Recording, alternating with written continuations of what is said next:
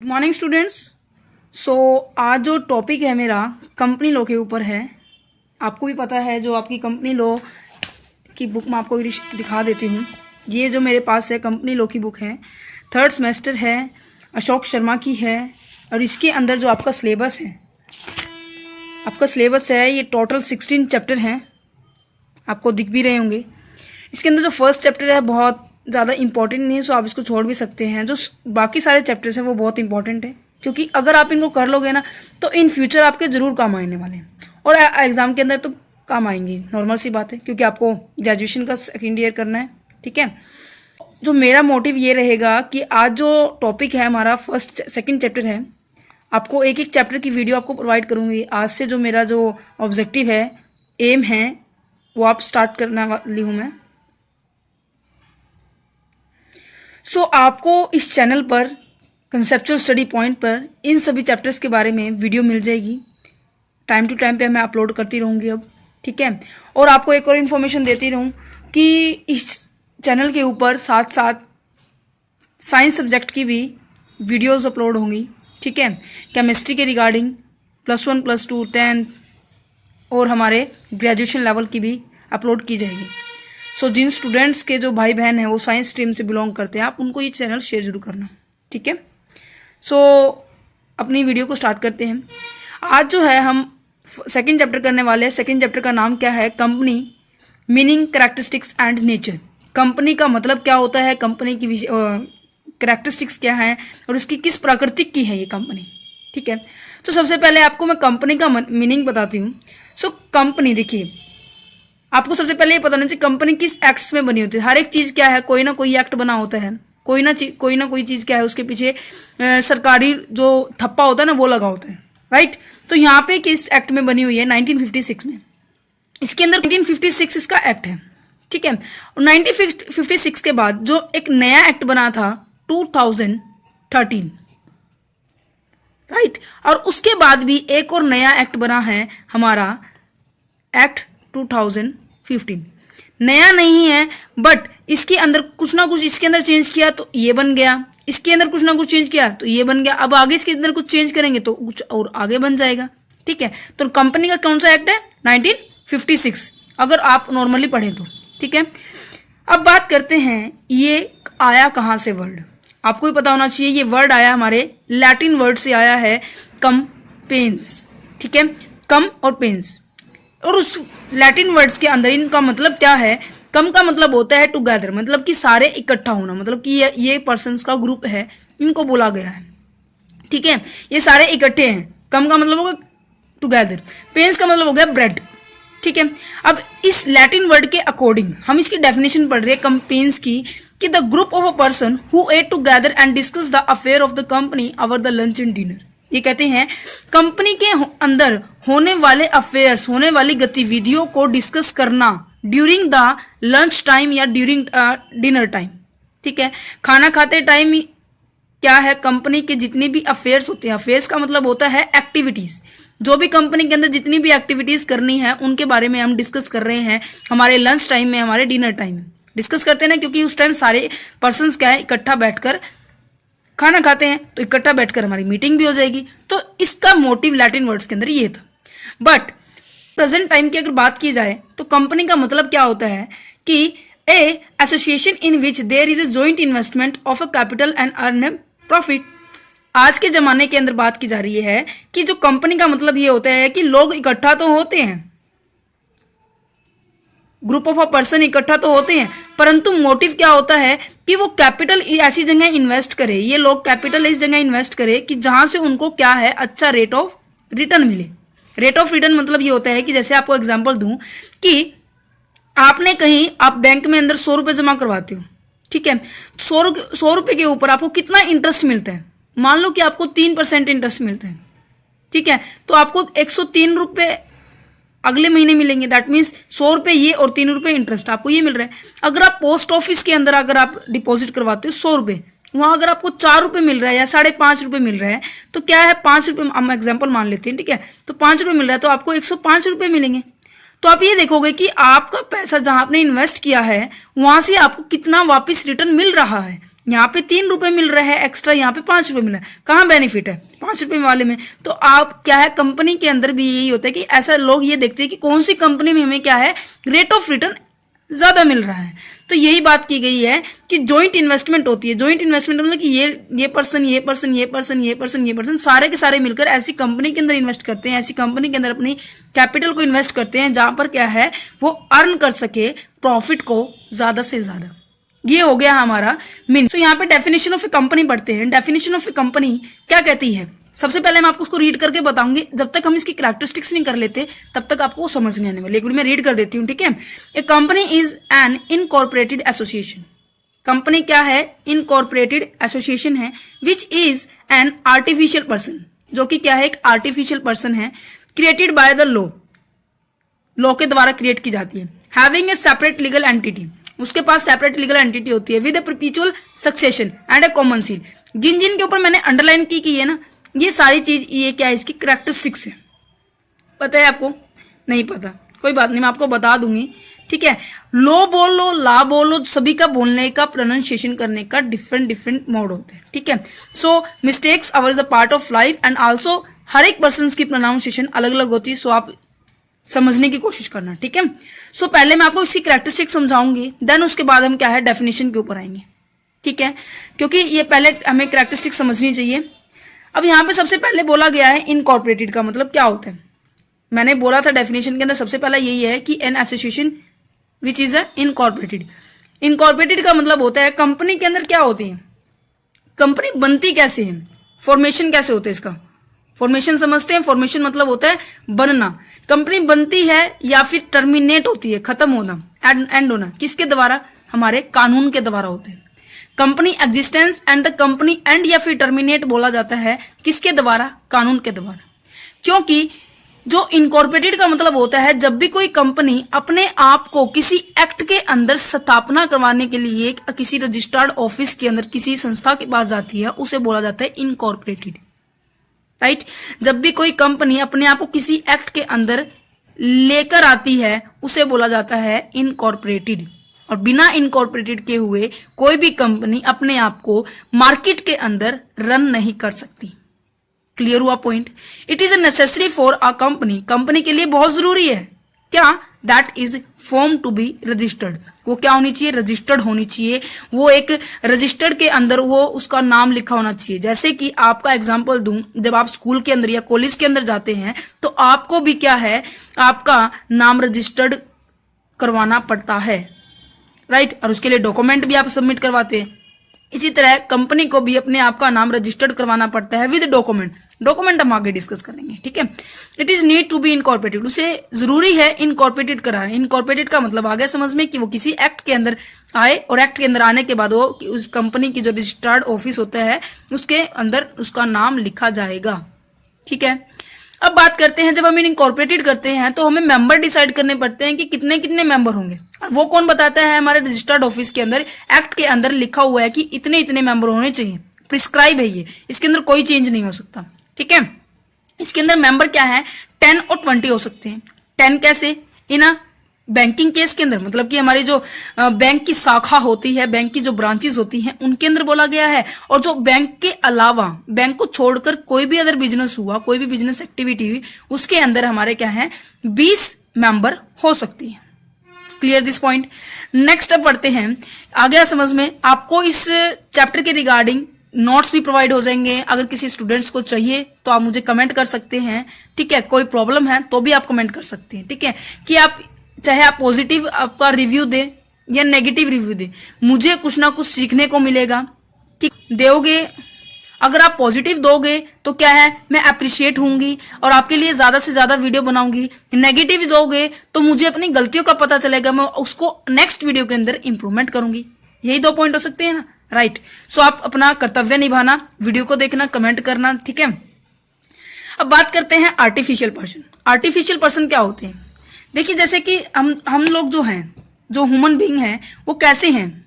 Natural person है जिनका birth होता है, माता के द्वारा बर्थ किया जाते हैं, ठीक है। सो जो कंपनी है वो आर्टिफिशियल है, उसे किसी की बर्थनेस की जरूरत नहीं होती। वो किसके द्वारा क्रिएट होती है? हमारे कानून के द्वारा क्रिएट की जाती है, लॉ के द्वारा क्रिएट की जाती है। It is called by an it is called an artificial person. इसलिए इसे क्या कहा जाता है, आर्टिफिशियल पर्सन कहा जाता है, क्योंकि because it's birth not a natural birth, इसका जो जन्म है वो नेचुरल नहीं है, वो आर्टिफिशियल है। ठीक है, इट इज इनविजिबल, वो दिखाई भी नहीं देती, वो इंटेंजिबल है, that as an identify only in the eyes of love.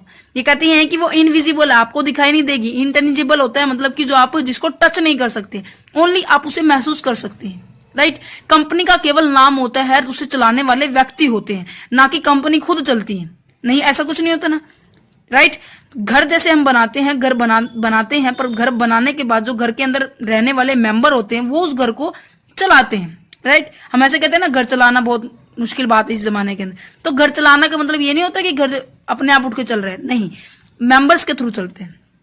That is identified only in the eyes of law, वो केवल कानून की नजरों के अंदर क्या है, उसे पहचाना जाता है, उसे देखा जाता है। No body no soul and no suffer pain and no enjoy.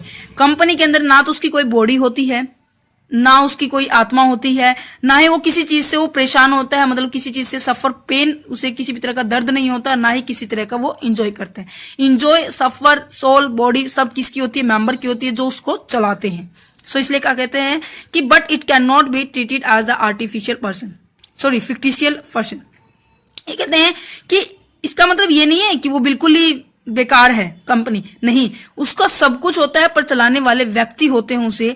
इसलिए कहा गया है कि नॉट ट्रीटेड, इसे ये नहीं माना जाता, फिक्टिशियल पर्सन होता है जिसकी कोई वैल्यू नहीं होती है, वैल्यू नहीं होती है, बट इस कंपनी की तो वैल्यू होती है, तभी तो काम चल रहा है उसका। राइट, तो आर्टिफिशियल पर्सन है, कानून के द्वारा तो क्रिएट किया जाता है और उसे चलाया उसके मेंबर के द्वारा किया जाता है। ठीक है, अब बात करते हैं separate legal entity, very much important point, separate legal entity. आपको इसको एक एग्जांपल के साथ समझाना चाहूंगी मैं इसको, एक सेकंड। यस, यहां पे एक केस आएगा सैल्मन और सैल्मन वर्सेस कंपनी। ठीक है, तो सेपरेट लीगल एंटिटी का मतलब ये है कि जो आपके जो मेंबर हैं और आपकी जो कंपनी है वो दोनों क्या है, अलग अलग हैं। सेपरेट लीगल एंटिटी, एंटिटी होती है एक अस्तित्व।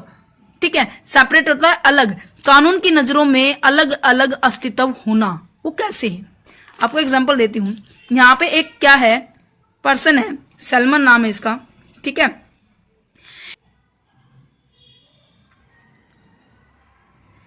पहले इसका क्या है, शूज का बिजनेस था, अब ये शूज का बिजनेस क्या है, सोल प्रोप्राइटरशिप है। तो इसके अंदर वो अपना बिजनेस अच्छी तरह से रन कर रहा था। ठीक है, उसे प्रॉफिट भी अच्छा हो रहा था। इस चीज को देख के क्या किया, उसके जो बेटे थे उन्होंने बोला कि पापा हम भी इस आपके बिजनेस के अंदर शामिल होना चाहते हैं। तो वो उसने क्या किया कि उसने अपनी एक अलग कंपनी क्रिएट कर दी। उसने एक अलग कंपनी को क्या किया, इनकॉर्पोरेट किया, रजिस्टर्ड करवाया, जिसका नाम क्या रख दिया उन्होंने, सैल्मन एंड कंपनी लिमिटेड। नाम सैल्मन, ये भी सैल्मन, और कंपनी का नाम भी क्या रख दिया, सैल्मन एंड लिमिटेड कंपनी। चलो कोई बात नहीं, ये भी हो गया।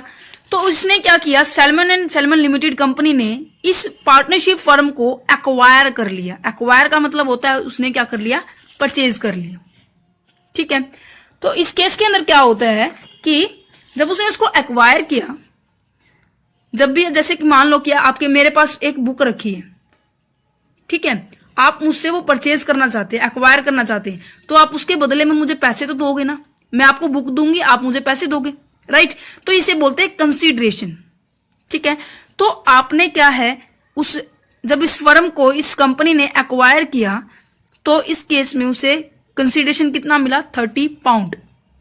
कंपनी को चलाने के लिए तो मेंबर भी चाहिए, डायरेक्टर भी चाहिए और अदर पर्सन भी चाहिए, बोर्ड ऑफ डायरेक्टर्स। ठीक है, तो इसके अंदर जो मेंबर हुए वो कौन था, सैल्मन था, जिसने 20,000 के क्या किए, इक्विटी शेयर्स किए। यहाँ पे 20,000 पाउंड लिखे हुए हैं। ठीक है, उसकी वाइफ ने भी एक शेयर एक्वायर किया, डॉटर ने भी एक शेयर एक्वायर किया, 4 बेटे हैं उन्होंने भी एक शेयर एक्वायर किया। ठीक है, तो मेंबर कौन कौन हो गए, सैल्मन, उसकी वाइफ, डॉटर, 4 सन, मतलब पूरा परिवार ही इसके अंदर शामिल हो गया। राइट, और उसके डायरेक्टर्स कौन थे, सैल्मन था खुद और उसका बेटा था। ठीक है, क्रेडिटर्स कौन हुए, जिसने उन्हें कंपनी को पैसा दिया हुआ था, वो खुद सैल्मन ही था, वो मेंबर भी बन गया, डायरेक्टर भी बन गया, क्रेडिटर भी बन गया, मतलब सारा काम वो खुद ही कर रहा है, राइट। उसने क्रेडिटर्स दिए, क्रेडिटर बन गया। वो कैसे? In case of the debenture उसने उस कंपनी के क्या कर लिए, परचेज कर लिए 10,000 के, राइट। तो कंपनी अच्छी चल रही थी, लगातार चल रही थी, पर एक टाइम ऐसा हुआ कि कंपनी के अंदर लॉस ज्यादा होने लगा। Due to the financial loss के कारण आपको भी पता है कंपनी बंद होने की कगार पे आ जाती है, तो वाइंडिंग अप का केस आ गया, कंपनी वाइंड अप हुई। किसके कारण? फाइनेंशियल लॉस के कारण। तो फाइनेंशियल लॉस के कारण तो आपको ही पता है कि जब भी कंपनी बंद होती है तो सबसे पहले किसको पैसा दिया जाता है? सिक्योर्ड क्रेडिटर को, राइट। और उसके बाद किसको दिया जाता है? अनसिक्योर्ड क्रेडिटर को। कैसे देंगे? अपनी एसेट्स को बेचकर, जितनी भी आपके पास एसेट्स हैं, संपत्ति है, उसको बेचकर आप अपने दायित्व, अपनी लायबिलिटी को क्या करोगे? पे ऑफ करोगे, राइट।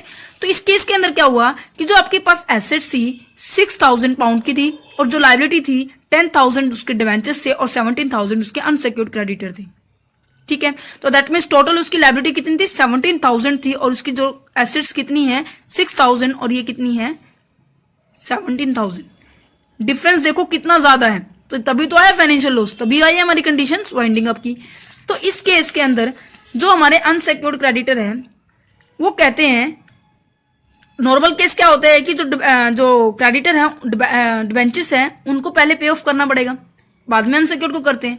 बट जो अनसिक्योर्ड क्रेडिटर जो पर्सन है वो कहते हैं कि जो सैलमन है वो जो खुद क्रेडिटर बना था और उसकी जो कंपनी, उनमें डिफरेंस क्या है भाई?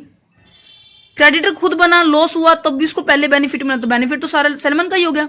तो अनसिक्योर्ड क्रेडिटर ये कह रहे हैं, उन्होंने केस दर्ज किया और वो कहते हैं कि जो सैलमन है और उसकी जो कंपनी है, सैलमन और जो सैलमन एंड कंपनी है, वो दोनों क्या है? सेम है, उनमें कोई डिफरेंस नहीं है। इस तरह से उनका झगड़ा होता रहा। तो इस सारा का सारा जो केस था सैलमन एंड सैलमन कंपनी का और इनके जो अनसिक्योर्ड क्रेडिटर हैं उनका, ये सारा का सारा जो केस है ये कोर्ट के अंदर गया और कोर्ट ने जाके सारे मामलों को जांच पड़ताल किया और उसने बाद में डिसीजन लिया, क्योंकि कोर्ट हमेशा क्या है, हमेशा एविडेंस पे और रूल एंड रेगुलेशन कंसेप्ट के ऊपर बेस करके डिसीजन लेता है, राइट। ये आपको भी पता है। तो यहाँ पे कहते हैं कि जो सैलमन है और सैलमन एंड कंपनी लिमिटेड है, ये दोनों क्या है? अलग अलग है। कैसे? क्योंकि सैलमन जो है नेचुरल पर्सन है और उसकी कंपनी जो क्या है? आर्टिफिशियल पर्सन है। और कंपनी का रूल ये रहता है कि सबसे पहले सिक्योर्ड क्रेडिटर को पेमेंट की जाएगी, बाद में अनसिक्योर्ड को की जाएगी, बाद में पैसा बचा हुआ, ठीक है। तो यहाँ पे कहते हैं कि जो सैलमन है और सैलमन एंड कंपनी है, दोनों क्या है? Both are separate entity. दोनों की दोनों क्या है? अलग अलग एंटिटी है। दोनों एक दूसरे से एक बिल्कुल पृथक है, बिल्कुल अलग है, ठीक है। तो यहाँ पे जितने हमारे पास कितने क्या थे? हमारे पास जो 6 पाउंड तो क्या थे? हमारे पास एसेट्स थी और हमारी 17,000 की क्या थी? हमारी लाइबिलिटीज थी। यही पढ़ा था हमने अभी आगे। तो ये क्या थे? हमने एसेट्स को रियलाइज किया, इनसे हमने कैश रिसीव किया और इस कैश के दौरान हमने क्या किया? हमारे जो पहले सिक्योर्ड क्रेडिटर है लाइक दैट आर डिबेंचर्स, जो कि सैलमन खुद है, उनकी पेमेंट की। बाद में पैसा तो बचेगा नहीं, क्योंकि 6,000 पाउंड जो है हमारी एसेट्स है, 17,000 लायबिलिटी है, जिसके अंदर 10,000 इसके खुद के डिबेंचर्स होल्डर बना हुआ है। सो यहाँ पे ये केस ये कहता है कि जो कंपनी है और हमारी जो मेंबर्स होते हैं कंपनी के, वो दोनों अलग अलग होते हैं। दोनों अपनी संपत्ति अलग अलग खरीद सकते हैं, दोनों का बैंक अकाउंट अलग अलग बन सकता है, दोनों अपने नाम पर अलग अलग प्रॉपर्टी लेंगे तो अलग अलग ही ट्रीट होगी। उसका कंपनी के साथ और कंपनी का मेंबर के साथ कोई रिलेशन नहीं होगा। ये हो गया हमारा सेपरेट लीगल एंटिटी। तो रिजल्ट क्या निकलता है? करती है एंटर इनटू। तो यहाँ पे रिजल्ट क्या निकला? तो company can enter into the contract with the any name its member के थ्रू, या फिर मेंबर के अलावा भी वो क्या है, किसी भी कॉन्ट्रैक्ट के अंदर एंटर करेगी, बट कंपनी का नाम चलेगा क्योंकि कंपनी का कॉन्ट्रैक्ट है, right. By property its name, वो अपने नाम पर, कंपनी अपने नाम पर खुद की प्रॉपर्टी परचेज कर सकती है, अपने खुद के नाम पर वो बोरो कर सकती है, लैंड कर सकती है, किसको? मनी को उधार ले सकती है और अपना खुद का बैंक अकाउंट भी क्रिएट कर सकती है। यहाँ पे ये पॉइंट हो गया फिनिश। और नेक्स्ट पॉइंट कहते हैं कि परपेचुअल सक्सेशन। परपेचुअल सक्सेशन का मतलब होता है कि जैसे कि आपको पहले मैं एग्जांपल देती हूँ, फिर इसको समझाएंगे। जैसे कि क्लास के अंदर 30 स्टूडेंट हैं, एग्जाम्पल के तौर पे है, ठीक है। और मान लो कि आज क्या तारीख है? हमारी 10 तारीख है, ठीक है। 10 तारीख को क्या है, 2 बच्चे नहीं आए हैं और 11 तारीख को फिर 3 बच्चे नहीं है। क्या टीचर बीच में पढ़ाना रोक देगी कि नहीं पहले उन 2 बच्चों को आने दो, फिर अगले दिन 3 छुट्टी मार दे तो ये कहेगी नहीं 3 बच्चों को आने दो फिर मैं पढ़ाना शुरू करूंगी? ऐसा नहीं होता ना। टीचर हमेशा कंटिन्यू पढ़ाते रहते हैं, चाहे 1 बच्चा ना आए चाहे 2 बच्चा ना आए, उससे उसको कोई फर्क नहीं पड़ता, क्योंकि ये बच्चों की रिस्पॉन्सिबिलिटी होती है कि वो अपनी जो स्कूल के अंदर रेगुलरिटी बनाए रखे, स्टडी को कंटिन्यू रखे। तो इसी तरह से कंपनी के अंदर होता है, कंपनी के अंदर मेंबर होते हैं, डायरेक्टर होते हैं, शेयर होल्डर्स होते हैं, काफी सारे पर्सन होते हैं। कंपनी का उन पे कोई इफेक्ट नहीं पड़ता, चाहे कोई पर्सन आए कोई पर्सन जाए, उसका ऊपर कंपनी का कोई इफेक्ट नहीं पड़ता। सो यहाँ पे देखिए, company existence is not depend upon its members and the share holders और द डायरेक्टर्स। कंपनी किसके ऊपर डिपेंड नहीं होती? अपने शेयर होल्डर्स और डायरेक्टर्स के ऊपर डिपेंड नहीं होती। ये क्या कहते हैं कि जो शेयर होल्डर और डायरेक्टर हमेशा चेंज होते रहते हैं।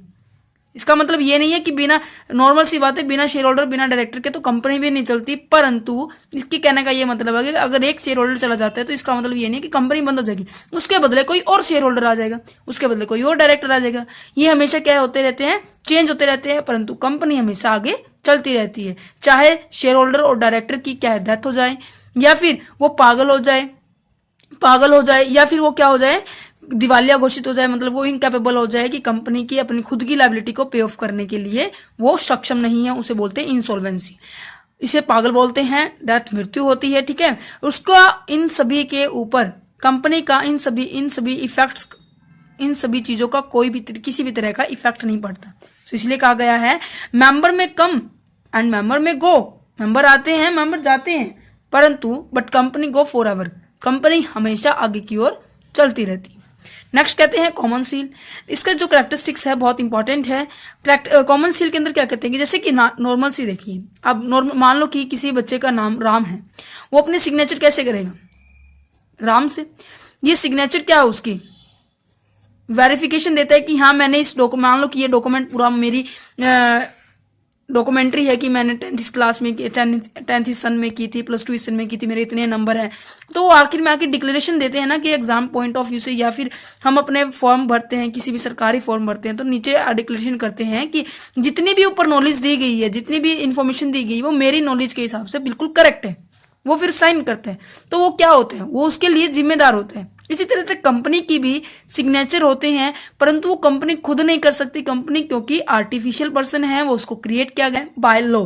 सो इसके सिग्नेचर तो वो खुद कर नहीं सकती, तो इसके लिए हमें क्या करना पड़ता है, स्टैंप लगाते हैं, stamp as a common seal को यूज करते हैं। So it is can not be put its signature on a document, ये अपने सिग्नेचर अपने डॉक्यूमेंट पे नहीं डाल सकती। Common seal is a symbol, common seal क्या है, एक सिंबल है ऑफ अ कंपनी के लिए, companies identity and it's good as a signature. Company की आइडेंटिटी, जैसे कि मैं आपको एक और एग्जांपल देती हूँ कि ये नाइकी का है, ऐसे एडिडास का होता है, वो क्या है, इमेज है, इमेज के दौरान क्या है लोग पहचान लेते हैं। इसी तरह से कंपनी के सिग्नेचर इमेजेस क्या होते हैं, कंपनी की पहचान होती है, जो कंपनी के लिए सिंबल प्रेजेंट करते हैं कि उन्होंने उसके लिए वो एग्री हो गई है, ठीक है। तो वो सिग्नेचर का काम करती है, स्टैंप जो है हमारी। When the seal put on the document, जब वो सील जो है, जब वो स्टैंप जो है किसी भी डॉक्यूमेंट के ऊपर लग जाती है तो क्या होता है, company become bound by the content of the document, company उस चीज के लिए बाउंड हो जाते हैं। जैसे आप उस चीज के लिए बाउंड हो जाते हैं कि ऊपर दी गई नॉलेज वो मेरे नॉलेज के हिसाब से बिल्कुल ठीक है, और अगर कुछ गलती होती है तो मैं उसके लिए खुद रिस्पॉन्सिबल होंगी, यही होता है। तो इसी तरह से कंपनी के अंदर होता है, जो भी साइन होते हैं, जो भी सिग्नेचर्स होते हैं, उसके लिए कंपनी खुद जिम्मेदार होती है। जो सिग्नेचर और साइन किसके दौरान की, एक स्टैंप किसके द्वारा लगाई जाती है, हमारे बोर्ड ऑफ डायरेक्टर के द्वारा और मैनेजर के द्वारा उस सील का यूज किया जाता है, ठीक है। कॉमन सील का मतलब आ गया समझ में, एज एक सिग्नेचर होता है जो कि स्टैंप की तरह यूज किया जाता है। नेक्स्ट हम पढ़ने वाले हैं इसकी लिमिटेड लायबिलिटी। लिमिटेड लायबिलिटी का मतलब होता है कि हमारा सीमित दायित्व। जब भी हम कोई भी मेंबर जो है कंपनी के अंदर शेयर होल्डर बनता है तो उस शेयर होल्डर के क्या होती है, लायबिलिटी लिमिटेड होती है। कैसे पता चलेगा, ये कहते हैं कि liability of a share holder limited होती है। Share holder is liable to pay only limited liability, not use his personal property to pay of the company's loss and liabilities. ये कहते हैं कि शेयर होल्डर्स को खुद की प्रॉपर्टी का यूज करके अपनी कंपनी के डेट को राइट ऑफ करने के लिए नहीं कहा जाता, क्योंकि उसकी जो लायबिलिटी है लिमिटेड होती है। एग्जाम्पल के तौर पे मान लो उसने कंपनी के 100 शेयर्स को क्या किया हुआ है, एक्वायर्ड किया हुआ है, तो क्या करेगी कंपनी, जब कंपनी को ज़रूरत होगी तो वो केवल 100 शेयर्स का ही अपना सिस्टम सेट करेगा, दैट मीन्स उसका ही हिसाब किताब बिठाएगा। अगर हमारी हिंदी लैंग्वेज में अगर बोले, हमारे रीजन के हिसाब से बोले, तो वो केवल 100 शेयर्स का ही हिसाब करेगा, उससे ज़्यादा नहीं करेगा। अगर कंपनी का मान लो 10 करोड़ रुपए का नुकसान हुआ है, ये शेयर मान लो कि 10 लाख के हैं, ओनली 10 लाख के हैं, तो क्या करेंगे कंपनी उसे सारे के सारे 10 लाख रुपए 10 करोड़ रुपए नहीं मांगेगी। वो क्या करेगी, ओनली उससे क्या करेगी 10 लाख का ही हिसाब लेगी, 10 लाख का ही लेने के लिए रिस्पॉन्सिबल है। उससे ज़्यादा ना तो वो ले सकती, ना ही उससे कम लेगी वो, ठीक है। इसलिए कहा गया है कि जो मेंबर्स की जो लायबिलिटीज होती है वो हमेशा क्या होती है, लिमिटेड होती है। वो अपनी पर्सनल प्रॉपर्टी का यूज करके फर्म की डेट्स को राइट ऑफ नहीं करते हैं। नेक्स्ट पढ़ते हैं नंबर ऑफ मेंबर क्या कहते हैं। नंबर ऑफ मेंबर का मतलब ये होता है कि किसी भी कंपनी के अंदर, किसी भी संस्था के अंदर कितने मेंबर के साथ वो संस्था क्या है चलेगी। और आपको मैंने पहले भी बताया था कंपनी हमारी दो तरह की होती है। कंपनी एक तो होती है प्राइवेट कंपनी, दूसरी होती है पब्लिक कंपनी। प्राइवेट कंपनी वो कंपनी होती है जिसको चलाने के लिए एक इंडिविजुअल, ऐसा पर्सन जो सरकारी नहीं होता, और उसका सारा कंट्रोल, कंपनी का सारा कंट्रोल, मैनेजमेंट और जितने भी डिसीजन लिए जाते हैं वो किसके द्वारा लिए जाते हैं, प्राइवेट पर्सन के द्वारा लिए जाते हैं, ना कि गवर्नमेंट पर्सन के द्वारा। इसी तरह से पब्लिक कंपनी होती है वो ऐसी कंपनी होती है जिसके अंदर हमारे सरकार क्या है फैसला लेती है, चाहे वो हमारी सेंट्रल गवर्नमेंट हो या हमारी स्टेट गवर्नमेंट हो या हमारी लोकल गवर्नमेंट हो, कोई भी गवर्नमेंट है, उन सभी के द्वारा क्या है वो कंपनी चलाई जाती है। उन सभी के रूल रेगुलेशन फॉलो किए जाएंगे और इसके अंदर अलग फॉलो की जाती है, ठीक है। और इसके अंदर मिनिमम मेंबर क्या कितने होते हैं, प्राइवेट कंपनी के अंदर 2 और मैक्सिमम 200 और पब्लिक कंपनी के अंदर 7 मेंबर होते हैं और मैक्सिमम कितने होते हैं according to their share capital. जितनी उनकी शेयर कैपिटल है, जितने उतने शेयर इशू करेंगे उसके हिसाब से होते हैं। ये स्पेसिफाइड नहीं है कि 200 होंगे, 400 होंगे, 500 होंगे, वो उसकी शेयर कैपिटल के हिसाब से होती है। समझ में आया number of a member. Next करते हैं रिप्रेजेंटेटिव मैनेजमेंट। रिप्रेजेंटेटिव मैनेजमेंट का मतलब होता है एक ऐसा पर्सन जो कंपनी को अपने द्वारा रिप्रेजेंट करे, that is known as the representative. Clear. मान लो कि ये पर्सन है, ये कंपनी के अंदर क्या है मैनेजर है और इसने सारा कारोबार संभाल रखा है और पूरा प्रॉपर मैनेजमेंट के साथ, मतलब पूरा प्रबंध करके कोई भी प्रॉपर यूटिलाइजेशन करता है अपने रिसोर्सिस का, ठीक है। तो रिप्रेजेंटेटिव का मतलब क्या हुआ, those person who represent the company through your self. एक ऐसा पर्सन जो अपने द्वारा अपनी कंपनी को शो करता है। इसी तरह से मैनेजमेंट का मतलब होता है कि manage the all firm and the company, पूरी कंपनी को और पूरे फर्म को क्या है मैनेज करके रखता है। तो इसमें कहते हैं कि this person is elected and appointed भी बोल सकते हैं बाय शेयर होल्डर। ये जो रिप्रेजेंटेटिव है, ये जो पर्सन है, कौन अपॉइंट कर सकता है, किसके द्वारा अपॉइंटेड होते हैं, बाय शेयर होल्डर्स की। अब क्वेश्चन ये उठेगा शेयर होल्डर क्यों अपॉइंट कर रहे हैं भाई इनको, क्योंकि कंपनी हमारी क्या है आर्टिफिशियल है, मैनेजरियल पर्सन है, उसे मैनेज करने के लिए, उसके जो कंपनी की जो एक्टिविटीज हैं उनको मैनेज करने के लिए किसी ना किसी को चाहिए होगा, तो वो पर्सन कौन होगा, रिप्रेजेंटेटिव होगा। क्वेश्चन ये भी उठेगा कि वो शेयर होल्डर क्यों नहीं बन सकते रिप्रेजेंटेटिव, वो डायरेक्टर या मैनेजर ही क्यों बनते हैं रिप्रेजेंटेटिव जो शेयर होल्डर चुनते हैं, क्योंकि शेयर होल्डर का काम ये होता है कि वो केवल प्रॉफिट अर्न करे और ऐसी कंपनी के अंदर अपने कैपिटल को इन्वेस्ट करे जहां पर जिनकी शेयर्स की वैल्यू हाई होती है। शेयर होल्डर का काम बस यही होता है। बट कंपनी को रन करने का काम शेयर होल्डर का नहीं होता। कंपनी को रन करने का काम हमारे बोर्ड ऑफ डायरेक्टर्स का होता है, हमारे मैनेजर्स का होता है। इसलिए क्या करते हैं कि बोर्ड ऑफ डायरेक्टर और मैनेजर्स को कौन चुनता है, हमारे शेयर होल्डर चुनते हैं। सो लीगल रिप्रेजेंटेटिव मैनेजमेंट होना बहुत जरूरी है। उसके बाद नेक्स्ट पॉइंट आ जाता है लिमिटेशन ऑफ अ एक्शन। अगर आप इन सभी क्वेश्चंस के, इन सभी पॉइंट्स के नोट्स चाहते हैं तो आप ये इनकी वीडियो को पॉज करके भी लिख सकते हैं। अगर आपको मैनुअली जैसे पीडीएफ को रिक्वायरमेंट होती है तो आप उसमें जो कमेंट करके बता सकते हैं, मैं आपको प्रोवाइड ज़रूर करूँगी, ठीक है। सो यहाँ पे लिमिटेशन ऑफ एक्शन का मतलब क्या है कि आप कितनी बाउंड्री में रहकर कितनी बाउंड्री में रहकर अपने कंपनी के दौरान आप एक्शन ले सकते हैं, कंपनी के लिए आप एक्शन ले सकते हैं। जैसे कि आपको जैसे कि एक बाउंड्री सेट कर दी जाती है कि आप इन कॉर्नर्स के बाहर निकलोगे तो कोई भी अगर नुकसान हुआ तो सरकार इसके लिए जिम्मेदार नहीं होगी। पब्लिक कंपनी के केस में बात कर रही हूं मैं, ठीक है। अगर आप इनके अंदर रह के बाउंड्री के अंदर रह कर क्या है काम करोगे तो जितनी भी लॉस एंड लायबिलिटी होगी वो शेयर होल्डर से एक्वायर की जा सकती है या फिर कंपनी खुद एक्वायर कर लेगी। मतलब सारा हिसाब किताब सरकार के हिसाब से हो जाएगा। वो अगर उससे ने बाहर बाउंड्री से बाहर कदम रखा तो क्या होगा, उसके लिए वो खुद जिम्मेदार होगी। सारी लायबिलिटी है उसे खुद पे करनी पड़ सकती है, वो चाहे वो शेयर होल्डर से भी ना मांगनी पड़े। तो यहाँ पे कहते हैं कि every company is incorporated under the company act 1956। हर एक कंपनी एक्ट 1956 के अंदर क्या होती है, इनकॉर्पोरेटेड होती है। मैंने पहले डिस्कस कर चुकी हूँ इनकॉर्पोरेटेड का मतलब क्या है, फिर भी मैं डिस्कस कर देती हूँ कि एक ऐसी कंपनी जो अपने आप को किसी एक्ट के अंदर लेकर आती है और उसका रजिस्टर्ड ऑफिस के अंदर रजिस्टर के अंदर जब नाम लिख जाता है, that is known as the incorporated. So यहाँ पे कहते हैं for some specific objective, company का हर एक कंपनी का स्पेसिफिक ऑब्जेक्टिव होता है and this objective are describe. ये जो ऑब्जेक्टिव है डिस्क्राइब किया जाता है किसके अंदर, प्रोस्पेक्टस के अंदर। और साथ साथ ऑब्जेक्टिव के साथ साथ क्या डिफाइन किया जाता है, उनकी लिमिटेशन क्या है, उनकी बाउंड्री क्या है, क्या क्या कंपनी एक्टिविटीज कर सकती है। एक और एग्जांपल देती हूं, मान लो कि किसी कंपनी को जैसे कि रॉ मटेरियल क्रिएट करने के लिए जो केमिकल यूज होते हैं वो मेंशन किया गया कि आप इन केमिकल का यूज कर सकते हो, और उसके अंदर मान लो कि जिंक जो है मेटल है उसका यूज नहीं कर सकते, तो उन्होंने अगर उसका यूज कर लिया तो वो हमारे रूल रेगुलेशन के विरुद्ध हो जाएगा, तो उसके ऊपर लीगल एक्शन भी लिया जाएगा और अगर उससे कोई नुकसान होगा तो उसे खुद ही लायबिलिटी पे ऑफ करनी पड़ेगी, राइट। तो यहाँ पे कहते हैं कि no company across the limit, कोई भी कंपनी अपनी लिमिट को क्रॉस नहीं करती, अगर करेगी तो नॉर्मल सी बात है नुकसान ही उसे फेस करना पड़ेगा। नेक्स्ट पॉइंट कहते हैं कि transferability of the shares, shares को ट्रांसफर करना। शेयर्स को ट्रांसफर मीन्स की ट्रांसफरेबिलिटी का मतलब होता है कि जब एक पर्सन किसी दूसरे पर्सन को कोई चीज दे देता है, ट्रांसफर कर देता है, उसकी ओनरशिप को ही साथ में दे देता है, उसे बोलते हैं ट्रांसफरेबिलिटी।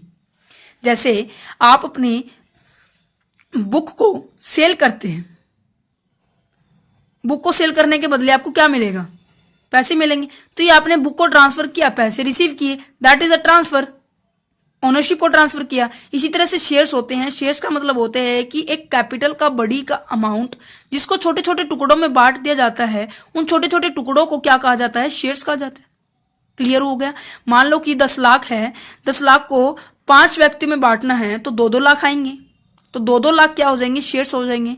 उन शेयर्स को आप ट्रांसफर कर सकते हो according to under section 44 company act 2013 के according.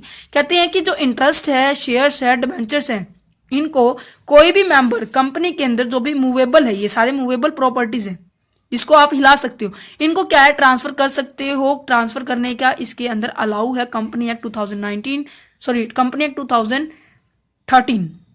Any member in a company shall be movable property transferable in manner provided by the article of a company। Company के आर्टिकल के अंदर ये शो किया जाता है कि कोई भी मेंबर कंपनी का कोई भी मूवेबल प्रॉपर्टी को क्या कर सकता है, ट्रांसफर कर सकता है।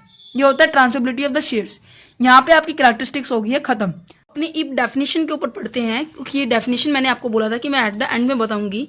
तो यहाँ पे डेफिनेशन के अंदर बोला था कि company is incorporated association. Company क्या है कि इनकॉर्पोरेटेड एसोसिएशन एक ऐसी संस्था है जिसको इनकॉर्पोरेटेड किया जाता है, ये मैं डिस्कस कर चुकी हूँ। With N artificial person created by the law. ये क्या है, आर्टिफिशियल पर्सन है, इसको हमेशा क्रिएट कैसे किया जाता है, हमारे कानून के द्वारा क्रिएट किया जाता है। हैविंग ए सेपरेट एंटिटी, उसकी एक अलग अस्तित्व होता है, सेपरेट एंटिटी होती है, ये भी मैंने पॉइंट डिस्कस कर दिया है। विद प्रीपिचुअल सक्सेशन, प्रीपिचुअल सक्सेशन मीन्स कि वो कंपनी क्या है, कंटिन्यूअस चलती रहेगी, चाहे कंपनी के अंदर मेंबर आए जाए, कुछ भी इफेक्ट कंपनी के ऊपर कुछ भी नहीं पड़ेगा। And a common seal, common seal के बारे में डिस्कस कर दिया, as a stamp, as a thumbnail जिसको बोलते हैं। तो यहाँ पे जितनी भी कैरेक्टरिस्टिक्स हैं वो सारी हमारी डेफिनेशन के अंदर आ गई है, और ये जो डेफिनेशन है बहुत इंपॉर्टेंट है, इजी भी है, और आपको इसके थ्रू आपको अपने पॉइंट्स भी याद रहेंगे। और अकॉर्डिंग टू द एल.एच. हैनी के है, ये जो हमारे राइटर है यहाँ पे एल.एच. हैनी के द्वारा दी गई है कंपनी की डेफिनेशन।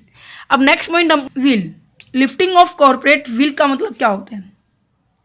अब आपको इसका बिल्कुल ही अलग सा लग रहा है ये टॉपिक, बिल्कुल ही कुछ समझ में ना आने वाला टॉपिक है, बिकॉज एक नया टॉपिक है, क्योंकि कंपनी के बारे में आप +1 +2 में भी पढ़ते आ रहे हैं। लिफ्टिंग ऑफ कॉर्पोरेट विल का हम डिस्कस करेंगे, बट उससे पहले आपको क्या करना पड़ेगा, कंपनी की बारे में आपको पूरी इंफॉर्मेशन होनी चाहिए, वो जो ऑलरेडी मैं आपको डिस्कस कर चुकी हूँ, राइट। ये मैंने आपको सभी तरह की विशेषताएं बता दी है।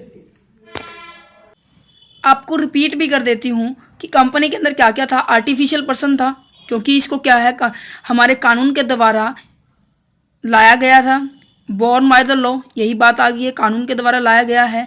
प्रोविज़न बाय लॉ, जिसके जितने भी प्रोविजंस बने हुए, जितने भी रूल रेगुलेशन बने हुए कंपनी के, जो भी उन्हें टर्म कंडीशन माननी पड़ती है कंपनी चलाने वाले लोगों को, वो किसके द्वारा निर्धारित की गई है रूल रेगुलेशन, हमारे कानून के द्वारा, हमारे लॉ के द्वारा की गई है। नेक्स्ट पॉइंट कहते हैं कि terminated bye the law. Terminated का मतलब होता है खत्म जो होती है, मतलब जब समाप्त होती है कंपनी, वो भी हमारे कानून के आदेशों के अनुसार होती है, कानून के द्वारा गाइडलाइंस दी जाती है, राइट। जन्म भी इसका कानून के द्वारा, लॉ के द्वारा होता है, टर्मिनेट भी इसका लॉ के द्वारा ही होता है। नेक्स्ट कहते हैं सेपरेट लीगल एंटिटी। इसके ऊपर मैंने अलग से वीडियो अपलोड कर रखी है, बहुत ही इंपॉर्टेंट कंसेप्ट है सेपरेट लीगल एंटिटी। एक ऐसे पर्सन और इसके जो कंपनी है वो कैसे एक दूसरे से पृथक होती है, अलग अलग होती है, वो मैंने ऑलरेडी डिस्कस किया हुआ है। परपेचुअल सक्सेशन का मतलब होता है कंपनी लगातार चलते रहना, बीच में किसी भी तरह का इफेक्ट ना पड़ना। All affair of the company are manage by the board of director. जितने भी कंपनीज के अफेयर्स हैं, जितने भी कंपनी अफेयर्स मीन्स कि आप जितनी भी एक्टिविटीज़ हैं, उन सभी को कौन मैनेज करता है, कौन चलाता है, हमारे बोर्ड ऑफ डायरेक्टर्स, ठीक है। नेक्स्ट कहते हैं कि company liable for all the action of board of director which are done common seal of the company. Company किसके लिए लाइबल होगी, लाइबल होता है किसके लिए जिम्मेदार होगी, उन सभी एक्शंस के रिगार्डिंग जो बोर्ड ऑफ डायरेक्टर ने लिए थे, और लेने के साथ साथ कंपनी की कॉमन सील का यूज़ किया था, कंपनी की सिग्नेचर का यूज़ किया था। जैसे मैंने आपको एग्जांपल दिया था, जैसे कि आप अपने डॉक्यूमेंट्स के ऊपर सिग्नेचर करके देते हो कि जितनी भी ऊपर दी गई हुई इन्फॉर्मेशन है वो मेरे नॉलेज के हिसाब से बिल्कुल करेक्ट है, अगर कोई मिस्टेक होती है तो मैं उसका खुद जिम्मेदार होता हूँ। ये एक एग्रीमेंट, एक नोट लिखा होता है ऐसे आपके डॉक्यूमेंट के नीचे जब आप किसी भी तरह का फॉर्म भरते हैं। तो इसी तरह से कंपनी के अंदर भी यही होता है कि जब आप कॉमन सील लगा देते हो तो कंपनी उन सभी लिखी हुई बातों के लिए लाइबल हो जाती है कि अगर ऐसा कुछ ना हो तो उसके लिए मैं जिम्मेदार हूँ। तो ये तो होगी हमारी कंपनी के बारे में। कंपनी के अंदर कॉर्पोरेट विल का मतलब क्या है? कॉर्पोरेट विल का मतलब होता है किसी चीज को ना मानना, घूंघट उठाना, कॉर्पोरेट विल, ठीक है, घूंघट को हटाना उसे बोला गया है। दैट मीन्स अगर ये बोला गया है कंपनी लगातार चलती रहेगी, इसको नहीं मानेंगे, कि कुछ एक एक्सेप्शनल केस हैं, कुछ एक अपवादित केस हैं, उनके बारे में डिस्कस करेंगे। सबसे पहले मैं आपको एक एग्जांपल के थ्रू बताऊंगी। यहाँ पे लीगल एंटिटी का इसके अंदर बहुत इंपॉर्टेंट रोल है कॉर्पोरेट विल के अंदर। ये कहते हैं कि जो सेपरेट लीगल एंटिटी क्या कहती है कि जो कंपनी है, हमारे पास जो कंपनी है और ये जो पर्सन है, ये दोनों क्या हैं, एक दूसरे से अलग अलग है। हमने यही पढ़ा था, दोनों डिफरेंट होते हैं। Company is different from its member, बिल्कुल से ठीक पढ़ा था, सेपरेट लीगल एंटिटी के अंदर यही बोला गया था। बट कुछ एक टाइम मेंबर क्या करते हैं कि कई बार कंपनी की पावर का गलत यूज करके अपना खुद का बेनिफिट उठा लेते हैं। जैसे कि आपको कंपनी ने बहुत सारी पावर दे रखी है, उन पावर्स का यूज करके वो कंपनी का तो प्रॉफिट कर ही रहा है, कंपनी प्रॉफिट के साथ साथ वो अपना पर्सनल प्रॉफिट भी कर रहा है, जो कि बिल्कुल गलत है। कंपनी के अंदर क्या होता है कि केवल आप कंपनी के प्रति काम कीजिए, अपना पर्सनल प्रॉफिट नहीं मत देखो, क्योंकि कंपनी आपको सैलरी देगी, बोनस देगी, आपको अदर फैसिलिटी देगी, प्रिक्विजिट देगी या बोनस देगी, काफ़ी तरह की फैसिलिटी देती है।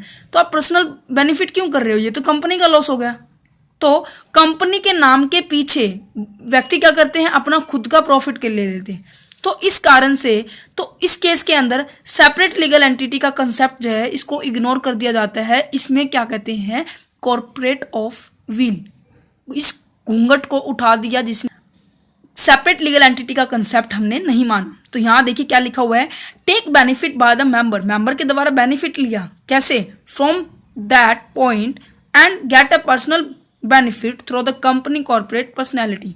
कंपनी की पर्सनैलिटी का यूज करके उन्होंने पर्सनल बेनिफिट लिया है। This activity is illegal. Normal सी बात है, ये इलीगल एक्टिविटी है। हमारे प्रोस्पेक्टस, हमारे कानून, हमारे जो मेमोरेंडम ऑफ एसोसिएशन के अंदर जो हमारे डॉक्यूमेंट्स होते हैं ये बिल्कुल इसके विरुद्ध हैं। तो डायरेक्टर और मेंबर उन्हें गिल्ट फील होगा इस मिसकंडक्ट के करने पर, जो गलत काम किया इसके गिल्ट फील तो होगा ही हो। तो हमारा जो लॉ है, हमारा जो कानून है वो उसके अगेंस्ट हो जाएगा। नॉर्मल सी बात है, क्योंकि सारे मेंबर अपनी कंपनी के पीछे रहकर अपना खुद का बेनिफिट उठाएंगे तो कंपनी की रूल रेगुलेशंस को, कंपनी की जो रेपुटेशन को, उसको हर्ट होगा। तो then ignore the concept of the separate legal entity. उस सेपरेट लीगल एंटिटी के कंसेप्ट को हटा दिया जाएगा जो ये मानता था कि कंपनी और उसके मेंबर दोनों अलग अलग हैं।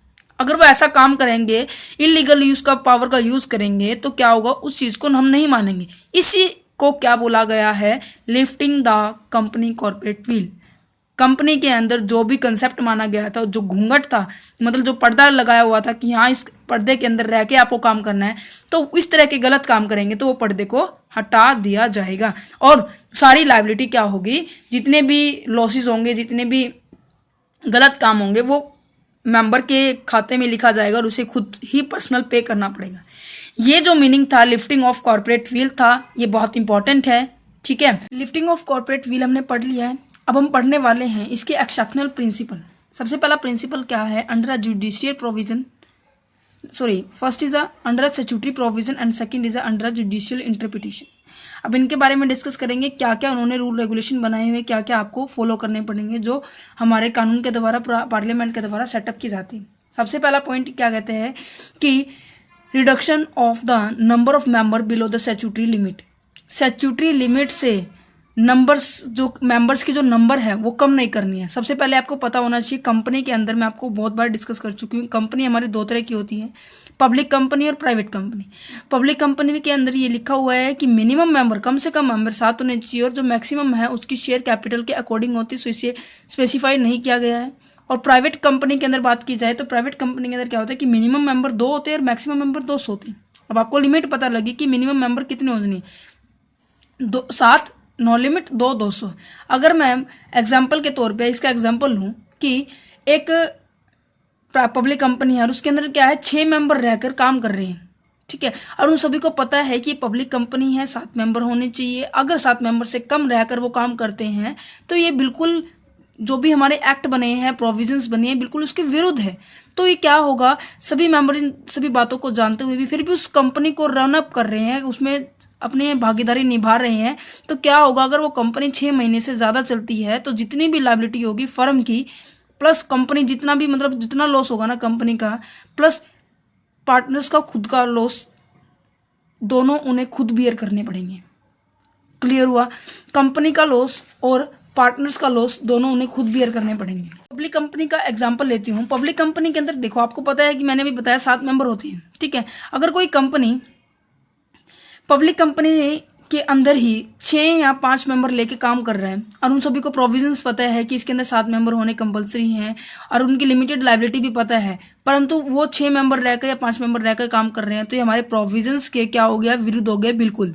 तो क्या होगा, उन कंपनी की जो लायबिलिटीज़ हैं, कंपनी लायबिलिटी प्लस मेंबर की जो खुद की लायबिलिटी है, वो दोनों खुद को बियर करने पड़ेंगे, ठीक है। पर्सन को जो खुद है उसे बियर करने पड़ेंगे। ये कहते हैं कि अंडर स्टैट्यूटरी प्रोविजंस के अंदर कि if a company carry on its business more than the 6 month, अगर कोई कंपनी अपने बिजनेस को कैरी करी रखती है, मतलब लगातार चलाए रखती है, कितने मंथ तक, 6 महीने तक, ठीक है। और इन सभी को बातों को जानती है कि पब्लिक कंपनी के 7 मेंबर होते हैं, मिनिमम और मैक्सिमम कितने होते हैं स्पेसिफाई नहीं होता, और प्राइवेट के अंदर 2 होते हैं, और इस लिमिट से वो नीचे या ऊपर रहकर काम करते हैं, तो क्या होगा, सारी की सारी लायबिलिटी उन्हें खुद बियर करनी पड़ेगी अगर वो 6 महीने तक कंपनी चलती है। तो देखिए, सारे मेंबर इन सभी ये सारे मेंबर जानते हैं, दिस फैक्ट, इस फैक्ट को जानते हैं जो हमने ऊपर पढ़ा। Then total debt of the company, total debt company की is face by the member, member के द्वारा फेस की जाएगी। Even its liability is limited, चाहे उसकी लायबिलिटी लिमिटेड हो या अनलिमिटेड हो, उसे सारा का सारा डेट जो है कंपनी का उसे फेस करना पड़ेगा। पहला प्रोविजंस तो हमारा ये है, तो इस बात का ध्यान रखना है कि उनकी मेंबर्स की लिमिट कम नहीं होनी चाहिए। नेक्स्ट कहते हैं कि establishment the relationship of the holding and subsidiary company. Holding and subsidiary company के बीच में रिलेशनशिप सेटअप करने के लिए क्या करना है, देखिए यहाँ पे मैं आपको एक होल्डिंग कंपनी और सब्सिडरी कंपनी का पहले मतलब बताऊंगी क्या होते हैं। होल्डिंग कंपनी का मतलब होता है जो होल्ड करती है, सब्सिडरी कंपनी का मतलब होता है जिसके ऊपर होल्ड हो रहा है। ठीक है, यहाँ पे AB लिमिटेड कंपनी है एंड CD लिमिटेड कंपनी। अब देखिए AB लिमिटेड कंपनी ने CD कंपनी पर क्या कर लिया, कंट्रोल कर लिया। दैट मीन्स उसके मान लो कि 100 शेयर होते हैं ना, 100 शेयर्स में से 51% शेयर इसने ले ली हैं, एक्वायर कर लिए, परचेज कर लिए CD कंपनी के, और बाकी बचे 49% शेयर इस कंपनी के रह गए। तो देखिए सबसे ज़्यादा पोर्शन किसके पास है, AB कंपनी के पास। किसका, CD कंपनी का। CD कंपनी में मार्केट के अंदर शेयर इशू किए थे और इशू करने के बाद इन्होंने क्या कर लिया, सब्सक्राइब कर लिए हैं। दैट मीन्स उन्हें एक्वायर कर लिया है। ठीक है, तो सबसे ज़्यादा शेयर इस कंपनी के हो गए। तो सारा का सारा जो कंट्रोल होगा, डिसीजन,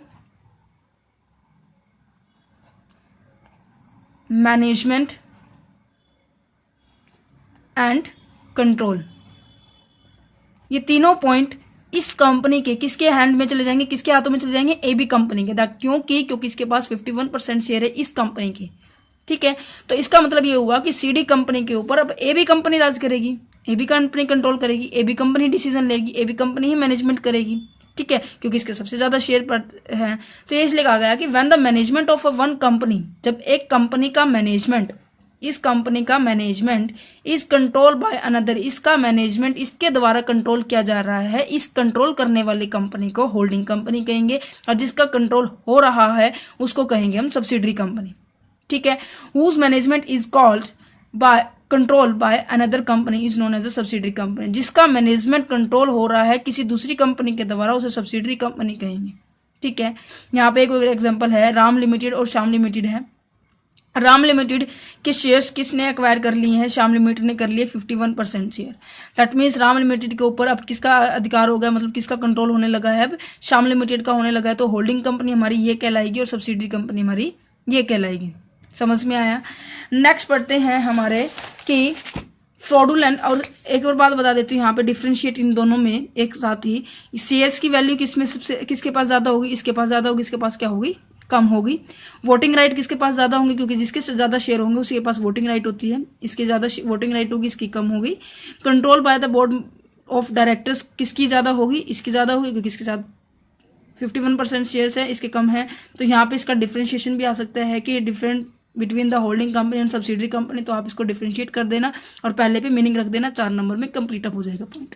ठीक है, नेक्स्ट पॉइंट कहते हैं कि investigate the affairs of the company. Companies के अंदर होने वाली अफेयर्स को चेकआउट करना। Affairs refer two means activities. ध्यान से सुनिए, अफेयर्स का मतलब क्या है, एक्टिविटी। कंपनी के अंदर जितनी भी एक्टिविटीज होती है उन सभी को क्या करना, चेकआउट करना। उसके लिए क्या किया जाता है, चेकआउट करने के लिए। ये तो यानी कि कंपनी के अंदर खुद मेंबर होंगे वो ही चेकआउट कर देंगे, नहीं ना। तो क्या होगा कि हमारे ट्रिब्यूनल के द्वारा कुछ एक पर्सन होते हैं, स्पेसिफाइड पर्सन होते हैं जिन्हें नॉलेज होती है, उन्हें अपॉइंट किया जाता है। उन्हें क्या बोलते हैं हम, इंस्पेक्टर बोलते हैं। इंस्पेक्टर को अपॉइंट किया जाएगा इन्वेस्टिगेट करने के लिए जितने भी अफेयर्स है कंपनी के अंदर। परंतु क्यों किया जाएगा, if the management of the company is not satisfying. अगर मैनेजमेंट कंपनी के रिगार्डिंग सेटिस्फाई नहीं है, क्यों नहीं है, क्योंकि अगर वो फ्रॉड करती है, अगर ऑपरेसिव पॉलिसी है, ऑपरेसिव पॉलिसी मतलब ऐसी पॉलिसी अप्लाई की गई है जो किसी को लिए अत्याचार पॉइंट ऑफ व्यू से, मतलब किसी का शोषण करती हो, इस पॉइंट ऑफ व्यू से। फ्रॉड का मतलब आ गया समझ में, और ऑपरेसिव का मतलब होता है किसी के ऊपर अत्याचार करना, किसी के ऊपर गलत मतलब अत्याचार करना, मतलब शोषण करना।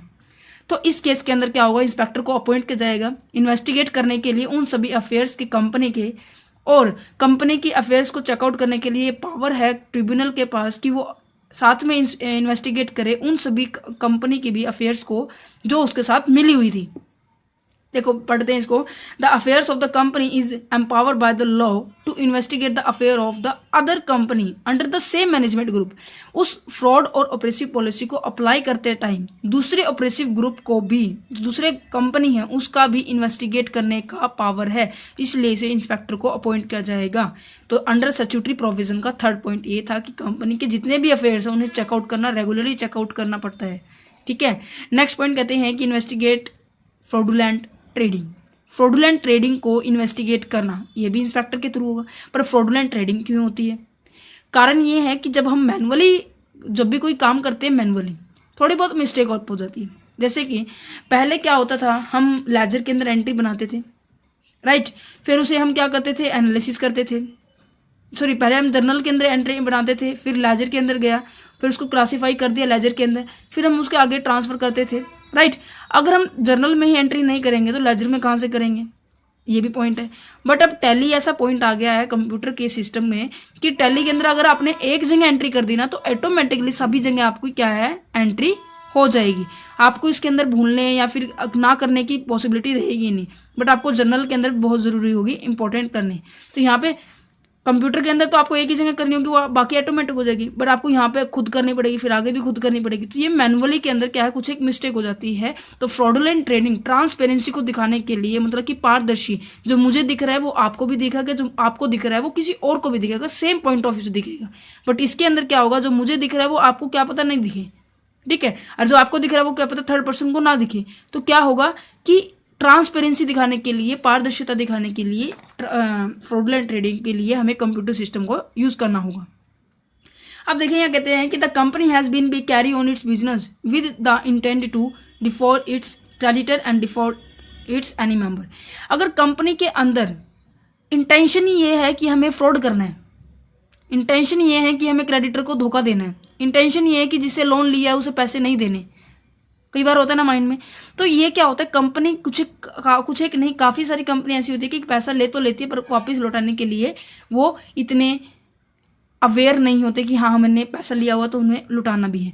तो इस चीज़ को चेकआउट करने के लिए भी इन्वेस्टिगेशन की जाती है, ठीक है। फ्रॉडुलेंट ट्रेडिंग का एक और मैंने एक्स्ट्रा पॉइंट बता दिया कि ट्रांसपेरेंसी दिखाने के लिए। बट इसके अंदर क्या है कि अगर कोई बिजनेस का इंटेंशन ये है कि माइंड के अंदर चल ही ये रहा है कि हमें फ्रॉड करना है, हमें क्रेडिट को पैसा नहीं देना, किसी और पर्सन को पैसा नहीं देना, तो क्या होगा, उस कंपनी की लायबिलिटी और मेंबर की लायबिलिटी दोनों पे करनी पड़ेगी उस मेंबर को जिसने कंपनी के नाम पर इस तरह की फ्रॉड करने की जरूरत की है या फिर उन्होंने कोशिश की है। उस मेंबर्स के प्रति वो लायबिलिटी सारी की सारी टोटल डेट्स को फेस उसे करना पड़ेगा। समझ में आ रहा है। नेक्स्ट कहते हैं कि non disclose of the company name. Company का नाम डिस्क्लोज नहीं करते भाई, क्यों? क्योंकि कई बार क्या होते हैं कि कंपनी के नाम पर पर्सन क्या करते हैं, अपना खुद का बेनिफिट उठा लेते हैं, ठीक है, और कंपनी की स्टैंप भी लगा देते हैं। परंतु क्या होता है, कई बार क्या है, आपने मान लो कि मिस्टर राम है, इसने कॉन्ट्रैक्ट किया है, ठीक है, और मिस्टर राम ने जब कॉन्ट्रैक्ट किया ना, कंपनी का नाम नहीं शो किया प्रॉपर कि लिमिटेड है या प्राइवेट लिमिटेड है, इतने में ही डिफरेंस आ जाता है भाई, ठीक है। अगर किसी ने लिख दिया कि सीमेंट वो है कंपनी है, उसके पीछे लिमिटेड लिख दिया या फिर प्राइवेट लिमिटेड लिख दिया, ठीक है, अगर आपने इन दोनों वर्ड में से कुछ एक प्रॉपर मेंशन ही नहीं किया है तो आपको पता भी नहीं चलेगा कि ये सरकारी है या फिर वो प्राइवेट है। तो आपको प्रॉपर मेंशन करना पड़ेगा। अगर मैंने राम ने कर दिया कॉन्ट्रैक्ट इस तरह से बिना प्रॉपर शो किए, तो जितनी लायबिलिटी होगी उस राम को पे ऑफ करनी पड़ेगी उस कॉन्ट्रैक्ट के दौरान, ठीक है। तो यहाँ पे नॉन डिस्क्लोज का मतलब क्या होता है कि नो शो प्रॉपरली, अच्छी तरह से आप उसे प्रॉपरली शो नहीं करते हो, ठीक है। क्या नहीं शो करते हो, कंपनी का नाम नहीं शो करते हो, कंपनी का एड्रेस नहीं शो करते हो किसी भी डॉक्यूमेंट पे जो आप डॉक्यूमेंट के जो कॉन्ट्रैक्ट कर रहे हो उस डॉक्यूमेंट के ऊपर, ठीक है। तो इस कारण से क्या होगा, तो personal responsible for such act, इस तरह की एक्टिविटी करने पर मेंबर जो होगा पर्सनल रिस्पॉन्सिबल होगा। Even if the contract is the name of the company, चाहे कंपनी का नाम यूज किया हो या कंपनी के लिए उसने कॉन्ट्रैक्ट किया हो, दोनों केस के अंदर उसे क्या है, खुद पर्सनल लायबल होना पड़ेगा, ठीक है। अब नेक्स्ट पॉइंट कहते हैं कि इन्वेस्टिगेट कंपनी ओनरशिप। कंपनी की ओनरशिप के ऊपर क्या करना है, इन्वेस्टिगेट करना। अब ये आप ये कहोगे कि इन्वेस्टिगेट ओनरशिप पे क्यों कर रहे हैं भाई?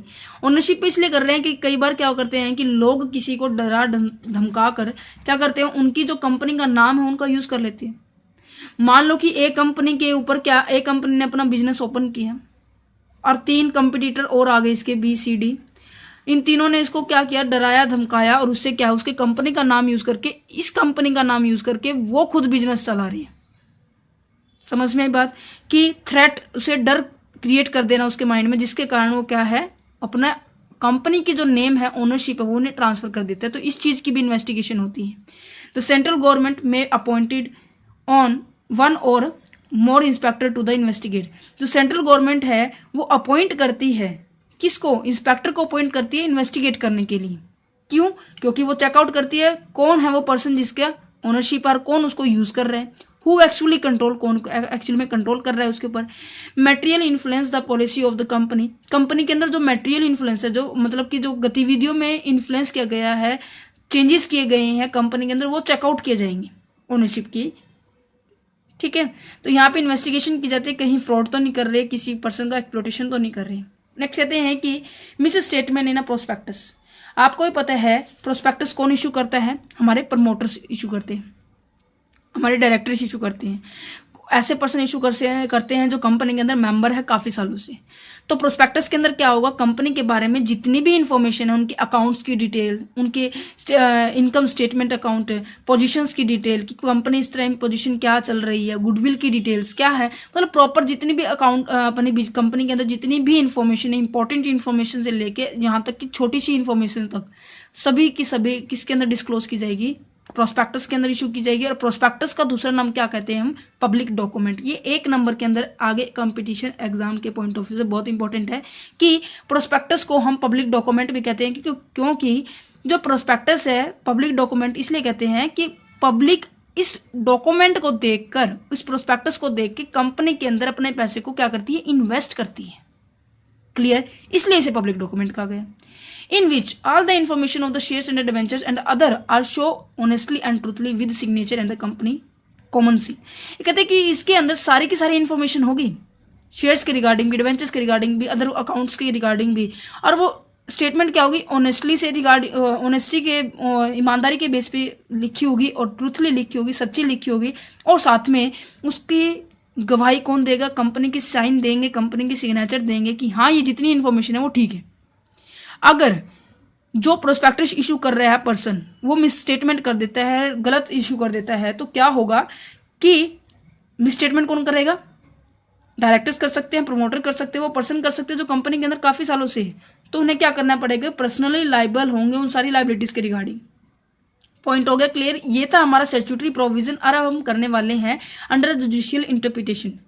जुडिशियल इंटरप्रिटेशंस के अंदर क्या होता है कि आपको जितने भी प्रोविजंस अभी हमने पढ़े उनके रिगार्डिंग कुछ ना कुछ आप क्या है थोड़ा बहुत मिरेकल से चेंज कर सकते हो।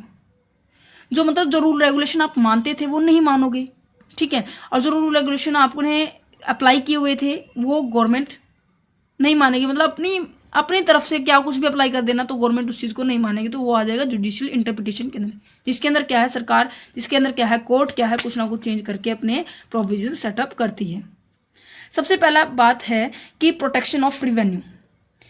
कम जो गवर्नमेंट का रिवेन्यू कहाँ से आता है, पहले आप मुझे ये बताइए, गवर्नमेंट का रिवेन्यू, गवर्नमेंट की इनकम कहाँ से होती है, टैक्स से होती है। अब आप ये पूछोगे टैक्स क्या होता है। टैक्स बच्चों एक क्या है, हमारी इनकम का छोटा सा पार्ट होता है जो सभी पब्लिक को, पूरी कंट्री को, पूरे इंडिया को, हर एक कंट्री के अंदर क्या होता है, पे करना पड़ता है इंसानों को। किसको, गवर्नमेंट को पे करना पड़ता है। आपको एक छोटा सा एग्जांपल देती हूँ, जैसे कि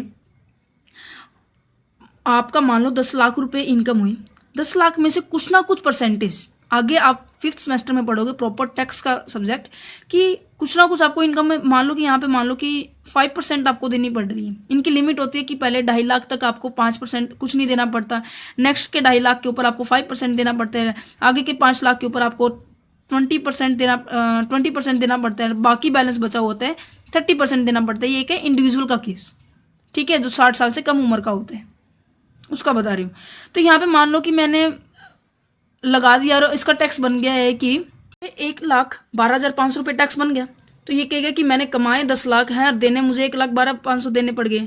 तो क्या होगा, इन चीज़ों को लोग बचा लेते हैं, इस इनकम को क्या है लोग बचा लेते हैं कि हम सरकार को पे नहीं करेंगे। इस कारण से क्या करते हैं, अपनी इनकम को वो डिस्ट्रीब्यूट कर देते कहीं कहीं हो, ठीक है। मान लो कि आपके पापा की इनकम थी, आपके पापा ने आपकी मम्मी के क्या है अकाउंट्स में ट्रांसफर कर दी, 10 लाख से 5 लाख इसमें होगी, 5 लाख इसमें होगी, तो टैक्स तो बहुत ही कम देना पड़ेगा। तो लोग क्या करते हैं, अपनी दिमाग को यूज करके टैक्स को कम करने की कोशिश करते हैं। तो क्या होगा, टैक्स को कम करोगे तो क्या है, सरकार के पास अपने इनकम नहीं जनरेट होगी, और सरकार के पास इनकम जनरेट नहीं होगी, आपको सर्विस प्रोवाइड नहीं करेगी, जैसे बस की सर्विस, रेलवे की सर्विस, एयरलाइन की सर्विस, काफ़ी सारी सर्विस होती है जो सरकार क्या है अपनी टैक्स में से ही इस तरह से रिवेन्यू कलेक्ट करती है काफ़ी सारे सोर्सेज से, तब वो आपको क्या है सर्विस प्रोवाइड करती है। तो जब लोग इस तरह की गलत इलीगल काम करते हैं, चोरी करने के पॉइंट ऑफ व्यू से क्या होगा, सरकार का तो रिवेन्यू घट जाएगा ना। तो इस तरह से क्या होगा, जब भी कोई गवर्नमेंट के रिवेन्यू को हानि पहुंचेगा, गवर्नमेंट का रिवेन्यू कम होगा, तो क्या होगा, जुडिशियल इंटरप्रिटेशंस का रूल रेगुलेशन अप्लाई होगा। अब यहाँ पढ़ते हैं, गवर्नमेंट की इनकम जनरेट कहाँ से होती है, टैक्स से होती है। एक तो डायरेक्ट टैक्स होता है और एक हमारा इनडायरेक्ट टैक्स होता है। डायरेक्ट टैक्स के अंदर हमारा आता है इनकम टैक्स और वेल्थ टैक्स, और इनडायरेक्ट टैक्स के अंदर आपने सभी को पता है हमारा जीएसटी आने लगा है। पहले क्या था, बहुत सारे टैक्सेस आते थे, sale tax, VAT tax, exim duty, excise duty, सब टैक्सेस इसके अंदर आते थे। अब यहाँ देखिए कि हमारे ट्रिब्यूनल के पास क्या पावर है। देखिए, the law empower the tribunal to veil of corporate entity. Veil of corporate entity को क्या कर देगी, वो मानेगी। दैट मीन्स इस विल ऑफ कॉर्पोरेटिव एंटिटी का मैंने ऑलरेडी डिस्कस कर चुकी हूँ। ये कहते हैं कि इग्नोर कर देती है वो सभी कंसेप्ट जो उन्होंने माने हुए थे। यहाँ पे कंसेप्ट क्या लिया हुआ है मैंने, सेपरेट लीगल एंटिटी का। ठीक है, सेपरेट लीगल एंटिटी के अंदर क्या माना जाता था कि जो मेंबर है और जो उसकी कंपनी है, दोनों एक दूसरे से अलग अलग है। परंतु जब कोई मेंबर कंपनी का गलत नाम को यूज करके अपना खुद का प्राइवेट पर्सनल प्रॉपर्टी का यूज करके कंपनी की खुद की पर्सनल प्रॉफिट को अर्न करने के लिए कोशिश करता है, दैट मीन्स इलीगल काम करता है कंपनी का यूज करके, कंपनी के नाम को यूज करके, तो उस सेपरेट लीगल एंटिटी को नहीं मानेंगे। दोनों को फिर वो क्या मानेंगे, सेम मानेंगे। पर सेपरेट लीगल एंटिटी के अंदर क्या कहते थे कि ये दोनों क्या है, डिफरेंट डिफरेंट है। तो यहाँ पे कहते हैं कि फिर कॉर्पोरेट विल को का कंसेप्ट यूज करने के बाद एज्यूम किया जाएगा ये पर्सन और एंटिटी दोनों क्या है, सेम सेम है, राइट। तो क्या होगा, जब नॉर्मल सी बात ये है कि जब भी कोई पर्सन इलीगल काम करेगा तो क्या होगा, जो भी कंसेप्ट हम मानते थे कंपनी लॉ के अंदर वो कंसेप्ट हम नहीं मानेंगे, उसके रिगार्डिंग पर्सन ही लाइबल होगा जो इस तरह से काम करता है। नेक्स्ट कहते हैं कि prevention of fraud and improper conduct. ये कहते हैं कि प्रिवेंशन करना, बचाना, किस चीज़ से बचना, फ्रॉड और इम्प्रॉपर कंडक्ट से। फ्रॉड करने से और इम्प्रॉपर कंडक्ट से। इम्प्रॉपर मीन्स कि गलत तरीके से कॉन्टैक्ट किया है, इम्प्रॉपर मैनर से कॉन्टैक्ट किया है, प्रॉपर सिग्नेचर नहीं हुए हैं, प्रॉपर टर्म कंडीशन लिखी नहीं हुई है, प्रॉपर डिस्क्लोज नहीं किया हुआ, इस चीज़ों से बचना। कंपनी के अंदर ये प्रोविजंस बनाया गया कि company conduct is affair in a, company अगर इस तरह से अफेयर्स को कंडक्ट करती है लाइक डाटा, फ्रॉड को और इम्प्रॉपर मैनर्स को। अभी मैंने आपको बता दिया इम्प्रॉपर मैनर्स का क्या मतलब होता है। अगर इन चीज़ों को करती है तो क्या है, प्रोविजंस बिल्कुल इनके जस्ट अपोजिट हो जाएंगे। नेक्स्ट पॉइंट कहते हैं कि determination of the N myc character of a company. N myc character of a company बहुत इंटरेस्टिंग पॉइंट है। जब एक देश के लोगों के साथ हमने कांटेक्ट कर रखा है, दूसरे देश का लोग हैं जो उनके साथ कांटेक्ट कर रखा है, तो अगर इन फ्यूचर इन दोनों के बीच में युद्ध छिड़ जाता है तो इनके द्वारा किया गया कॉन्ट्रैक्ट वो कॉन्ट्रैक्ट नहीं माना जाएगा, उसे रद्द कर दिया जाएगा। तो एनिमी कैरेक्टर ये होता है कि ये देखना कि कहीं हमारे देश की पीपल्स ने क्या है, किसी ऐसे देश के साथ क्या है कॉन्ट्रैक्ट तो नहीं कर रखा जिनके साथ हमारा युद्ध छिड़ा हुआ है। तो अगर किया हुआ है तो उसे क्या कहेंगे, हम एनिमी कैरेक्टर कहेंगे। उस कंपनी का कैरेक्टर क्या होगा, एनिमी कैरेक्टर होगा, क्योंकि वो ऐसे देश के साथ हम कॉन्टैक्ट कर रहे हैं जिनके साथ हमारा तालमेल बिल्कुल मिलता नहीं है, लड़ाई हो चुकी है, लड़ाई चल रही है, तो इस तरह के वो नहीं मानेंगे। तो ये थे हमारे अंडर द जुडिशरी इंटरप्रिटेशंस और स्टैट्यूटरी प्रोविजंस। अब हम डिस्कस करने वाले हैं difference between joint stock company and the partnership. अब ये देखिए, कहते हैं कि जो जॉइंट स्टॉक कंपनी और पार्टनरशिप है दोनों बहुत ही इंपॉर्टेंट पॉइंट हैं। इंपॉर्टेंट भी है 15 नंबर के अंदर आने में भी, और बहुत इंपॉर्टेंट है इन फ्यूचर भी, क्योंकि ये जो पॉइंट टॉपिक्स हैं कंपनी के सब जो सेकंड चैप्टर है वो हमारा 4th सेमेस्टर में भी आने वाला है थोड़ा बहुत, ठीक है। क्योंकि यहाँ कंसेप्ट क्लियर करोगे तब भी आप 4th सेमेस्टर के अंदर कर पाओगे। तो यहाँ पे क्या कहते हैं कि मीनिंग, सबसे पहले जॉइंट स्टॉक कंपनी का मीनिंग पढ़ते हैं। जॉइंट स्टॉक कंपनी क्या कहते हैं कि joint stock company is a business own by it's investors with each investors owing share based on the amount of the share purchase. समझाती हूँ, देखिए एक सेकेंड। यहाँ पे मान लो कि आपके कंपनी के अंदर 10 मेंबर हैं और क्या है, आपने 10 लाख रुपए आपने कंपनी ने इशू किए थे, ठीक है। इसके तो 10 इन्वेस्टर्स हो गए, जिन्होंने 10 इन्वेस्टर का मतलब हो गया कि जिन्होंने अपना पैसा इस कंपनी के अंदर लगाया, जिसने 10 लाख रुपए क्या है इशू किए थे। तो यहाँ पे 10 इन्वेस्टर्स हो गए, ठीक है, यहाँ पे 10 बना हो जाएंगे। तो क्या होगा कि ये 10 के 10 अपने शेयर्स कैपिटल के अकॉर्डिंग 1-1 लाख होगा। इन शेयर कैपिटल के अकॉर्डिंग उस कंपनी के अंदर उनकी ओनरशिप होगी, जितना उन्होंने शेयर्स को एक्वायर किया है, जितना उन्होंने शेयर्स को परचेज किया। अब देखिए यहाँ पढ़ते हैं, a joint stock company is a business, एक ऐसा बिजनेस है ओन बाय इट्स इन्वेस्टर्स। मालिक कौन होते हैं? उसके इन्वेस्टर्स होते हैं जिन्होंने पैसा लगाया है। विद ईच इन्वेस्टर, हर एक इन्वेस्टर्स, यहाँ हर एक जो इन्वेस्टर्स हैं, share based owing share based on the amount of the share purchase, उन्हीं शेयर्स के ऊपर उनका अधिकार होगा, उन्हीं शेयर्स के ऊपर उनके क्या है मालिकाना होगा, जितने शेयर्स उन्होंने क्या कर रखे हैं परचेज कर रखे हैं। That is known as a joint stock company. Joint stock company वही कहलाएगी जिसके ऊपर क्या है, जो शेयर्स इन्वेस्टर्स को अपने शेयर्स के अकॉर्डिंग क्या करते हैं, वो ओनर्स करते हैं अपनी कंपनी के अंदर। बट पार्टनरशिप के अंदर क्या होता है कि पार्टनरशिप एक तरह से एक एग्रीमेंट होता है, किसके बीच में? पार्टनर्स के बीच में, हैविंग ए कॉन्ट्रेक्चुअल कैपेसिटी। उनके बीच में क्या होता है? कॉन्ट्रेक्चुअल कैपेसिटी होती है, जो मीन्स की जो उस कॉन्ट्रैक्ट को करने में सक्षम है, जो उन टर्म कंडीशंस को जो कंपनी के अंदर, जो पार्टनरशिप के अंदर लिखी हुई है, अगर वो उनको मानता है तो उसी कॉन्ट्रैक्ट में तभी आना है, तब अदरवाइज नहीं आना है, वो ये कह रहे हैं, ठीक है। तो यह कहते हैं कि partners having a contractual capacity, partners के बीच में क्या होना चाहिए? कॉन्ट्रेक्चुअल कैपेसिटी होनी चाहिए और क्षमता होनी चाहिए कि वो बिजनेस के अंदर आ सके, उन सभी टर्म कंडीशन को मान सके। To carry on a business in a common with a give a private gain, और वो बिजनेस को कैरी ऑन करते हैं, बिजनेस को चलाते हैं, किस लिए? हमारे कॉमन एम के लिए, और उन्हें प्राइवेट गेन होता है, प्राइवेट प्रॉफिट्स होते हैं, ठीक है। मीनिंग आ गया समझ में? पब्लिक जॉइंट स्टॉक कंपनी के अंदर क्या होता है कि इन्वेस्टर्स की शेयर्स के अकॉर्डिंग ओनरशिप होती है। प्राइवेट पार्टनरशिप के अंदर क्या होती है कि उनके एग्रीमेंट के ऊपर होता है कि उन्हें क्या क्या टर्म कंडीशन माननी पड़ेगी। नेक्स्ट आते हैं कि एक्ट, जो जॉइंट स्टॉक कंपनी का जो एक्ट है, इंडियन कंपनी एक्ट के अकॉर्डिंग आता है 1956, और हमारा जो पार्टनरशिप का एक्ट है 1932 एक्ट है। नंबर ऑफ मेंबर, कितने कितने मेंबर होंगे इन जॉइंट स्टॉक कंपनी और पार्टनरशिप के अंदर? अब देखिए, मैंने आपको बहुत बार डिस्कस किया है कि कंपनी हमारी दो तरह की होती है, public company and private company. Private company वो कंपनी होती है जिसके अंदर क्या है, मिनिमम 2 और मैक्सिमम 200। पब्लिक कंपनी के अंदर क्या होता है कि मिनिमम 7 और मैक्सिमम शेयर कैपिटल के अकॉर्डिंग उनकी, राइट। बट पार्टनरशिप के अंदर क्या होता है कि उसके मिनिमम तो 2 होते हैं, चाहे कोई कंडीशन हो, बैंकिंग सेक्टर हो या फिर कोई दूसरा सेक्टर हो, मिनिमम तो 2 ही रहेंगे। बट मैक्सिमम की कंडीशन दोनों में अलग अलग हो जाती है कि क्या कहते हैं कि अगर बैंकिंग सेक्टर है तो ज़्यादा से ज़्यादा 10 हो सकते हैं उस कंपनी के अंदर मेंबर, उस पार्टनरशिप के अंदर मेंबर, परंतु 10 से ज़्यादा नहीं हो सकते। और इसी तरह से बैंक को छोड़कर, बैंक के सेक्टर को छोड़ के कोई भी अदर बिजनेस हुआ, उसके अंदर क्या है 20 मेंबर हो सकते हैं मैक्सिमम पार्टनरशिप के अंदर। नेक्स्ट कहते हैं कि incorporation and the registration. Incorporation का मतलब क्या होता है कि जब भी कोई कंपनी, जब भी कोई फर्म अपने आप को किसी एक्ट के अंदर लेके आती है और उस एक्ट के अंदर लेके आने के बाद उसका रजिस्टर के अंदर नाम लिख दिया जाता है, उसे बोलते हैं इनकॉर्पोरेशन।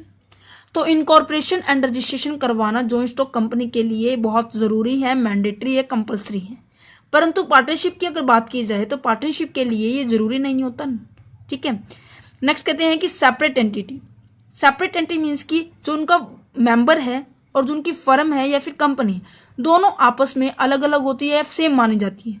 मीन्स कि मेंबर अपने नाम से प्रॉपर्टी खरीदता है तो कंपनी की प्रॉपर्टी तो नहीं मानी जाती, या फिर कंपनी अपनी प्रॉपर्टी खरीदता है तो मेंबर की प्रॉपर्टी तो नहीं मानी जाती। दैट मीन्स दोनों मिक्स तो नहीं है, परंतु यही बात पूछी गई है सेपरेट एंटिटी है या नहीं। जॉइंट स्टॉक कंपनी के अंदर तो क्या होता है कि मेंबर और कंपनी एक दूसरे से बिल्कुल डिफरेंट होती है, उसके मेंबर की बिल्कुल अलग होता है, उसका कंपनी अलग अलग होती है, उनकी लायबिलिटी भी अलग अलग होती है। बट पार्टनरशिप की अगर बात की जाए तो मेंबर और कंपनी दोनों क्या है, सेम होती है। कंपनी जो फर्म जो है, सॉरी मैं इसको कंपनी बोल रही हूँ, फर्म जो है पार्टनरशिप फर्म, इसकी जो लायबिलिटी होगी, टोटल डेट जो होगी, सारी की सारी किसने फेस करनी पड़ेगी, पार्टनर्स को फेस करनी पड़ेगी, चाहे उन्हें खुद की पर्सनल प्रॉपर्टी का यूज करना पड़े। तो यहाँ पे नेक्स्ट पॉइंट यही है कि लायबिलिटीज जो क्या होगी जॉइंट स्टॉक कंपनी के अंदर लिमिटेड होती है, पर पार्टनरशिप के अंदर क्या होती है, नॉट लिमिटेड। उन्हें खुद की पर्सनल जो संपत्ति है उनका यूज करके भी क्या है, उन्हें चुकाना पड़ेगा। नेक्स्ट कहते हैं कि मैनेजमेंट। अब देखिए, जब भी कोई कंपनी चलती है तो मैनेजमेंट कौन करता है? डायरेक्टर करते हैं, क्योंकि जो शेयर होल्डर होते हैं उन्हें ये नहीं कहा जाता है कि आप मैनेजमेंट करो कंपनी का, क्योंकि शेयर होल्डर जस्ट ओनली क्या करते हैं? कंपनी के शेयर्स को एक्वायर करते हैं, कंपनी के शेयर्स को परचेज करते हैं। और फिर शेयर होल्डर का काम ये होता है कि शेयर होल्डर के द्वारा ही वोटिंग करके डायरेक्टर्स को क्या किया जाता है? अपॉइंट किया जाता है। मैनेजर्स को क्या किया जाता है? अपॉइंट किया जाता है।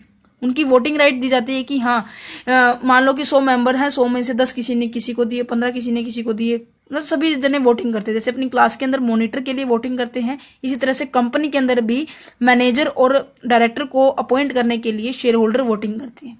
तो इसके अंदर मैनेजमेंट किसके हैंड ओवर में होता है? डायरेक्टर और मैनेजर्स के, सॉरी, मैनेज कौन करता है? डायरेक्टर करता है। डायरेक्टर को अपॉइंट कौन करता है? हमारे शेयर होल्डर करते हैं। बट पार्टनरशिप के अंदर अगर बात की जाए तो each partner has a right to participate in the management of a partnership. Partnership के अंदर मैनेजमेंट के लिए पार्टिसिपेट करना हर एक पार्टनर्स के लिए राइट है, उसका अधिकार है। नेक्स्ट पॉइंट कहते हैं कि टर्मिनेशन ऑफ एग्जिस्टेंसी। टर्मिनेशन का मतलब ये होता है कि आपकी कंपनी का क्या होना? खत्म होना, एंड होना। देखिए, मैंने आपको जब बताया था कि एग्जिस्टेंस ऑफ द कंपनी, एग्जिस्टेंसी करना, म्यूचुअल सक्सेशन का पॉइंट हमने पढ़ा था कि कंपनी हमेशा क्या होती है? कंटिन्यूस ग्रो अप करती रहती है, उसके ऊपर किसी भी तरह का इफेक्ट नहीं पड़ता। तो इसी तरह से टर्मिनेशन के पॉइंट ऑफ व्यू से होती है कि company does not effect, company के ऊपर किसी भी तरह का इफेक्ट नहीं पड़ता, चाहे किसी पर्सन की डेथ हो जाए या फिर किसी पर्सन पागल हो जाए, इंसॉल्वेंट पागल हो जाए, या फिर वो दिवालिया घोषित हो जाए, मतलब कि इनकैपेबल हो जाए अपनी डेट को पे ऑफ करने पड़े के लिए, अपनी संपत्ति जो लाइबिलिटी है उसको पे ऑफ करने के लिए वो कैपेबल नहीं है। इंसॉल्वेंसी का मतलब ये होता है, ठीक है, वो पर्सन भाग जाता है, दिवालिया घोषित हो जाता है, तो उस पार्टनर, उस मेंबर्स को क्या, इन सभी चीज़ों का क्या है? कंपनी के ऊपर कोई इफेक्ट नहीं पड़ने वाला। परंतु पार्टनरशिप के अंदर क्या होगा? अगर इसके अंदर 4 मेंबर भी है ना, अगर एक मेंबर भी कम हो गया, मतलब 3 रह गए, तो उन 3 मेंबर के रिगार्डिंग भी आपको क्या है? दोबारा से पार्टनरशिप क्या है? बनानी पड़ेगी। वो जो आपकी पहले बनी पार्टनरशिप है वो खत्म हो जाएगी, टर्मिनेट हो जाएगी, चाहे मेंबर की डेथ हो, चाहे इंसॉल्वेंसी हो, चाहे लंसीज हो, पागल हो जाए। नेक्स्ट पॉइंट कहते हैं कि मैंडेटरी डॉक्यूमेंट। इंपॉर्टेंट डॉक्यूमेंट कौन कौन से हैं? मैंडेटरी डॉक्यूमेंट आपको ही पता है, जैसे कि आप कॉलेज के अंदर एडमिशन लेते हैं तो आपके लिए इंपॉर्टेंट डॉक्यूमेंट क्या है? सबसे पहले क्या है? आपकी 10th + 2 की DMC है, फिर जो भी आपका कास्ट सर्टिफिकेट है वो, देन इनकम सर्टिफिकेट पापा का, तो ये आपके इंपॉर्टेंट डॉक्यूमेंट है। तो इसी तरह से कंपनी के अंदर भी इंपॉर्टेंट डॉक्यूमेंट होते हैं। First is that article of association, then second is that memorandum of association.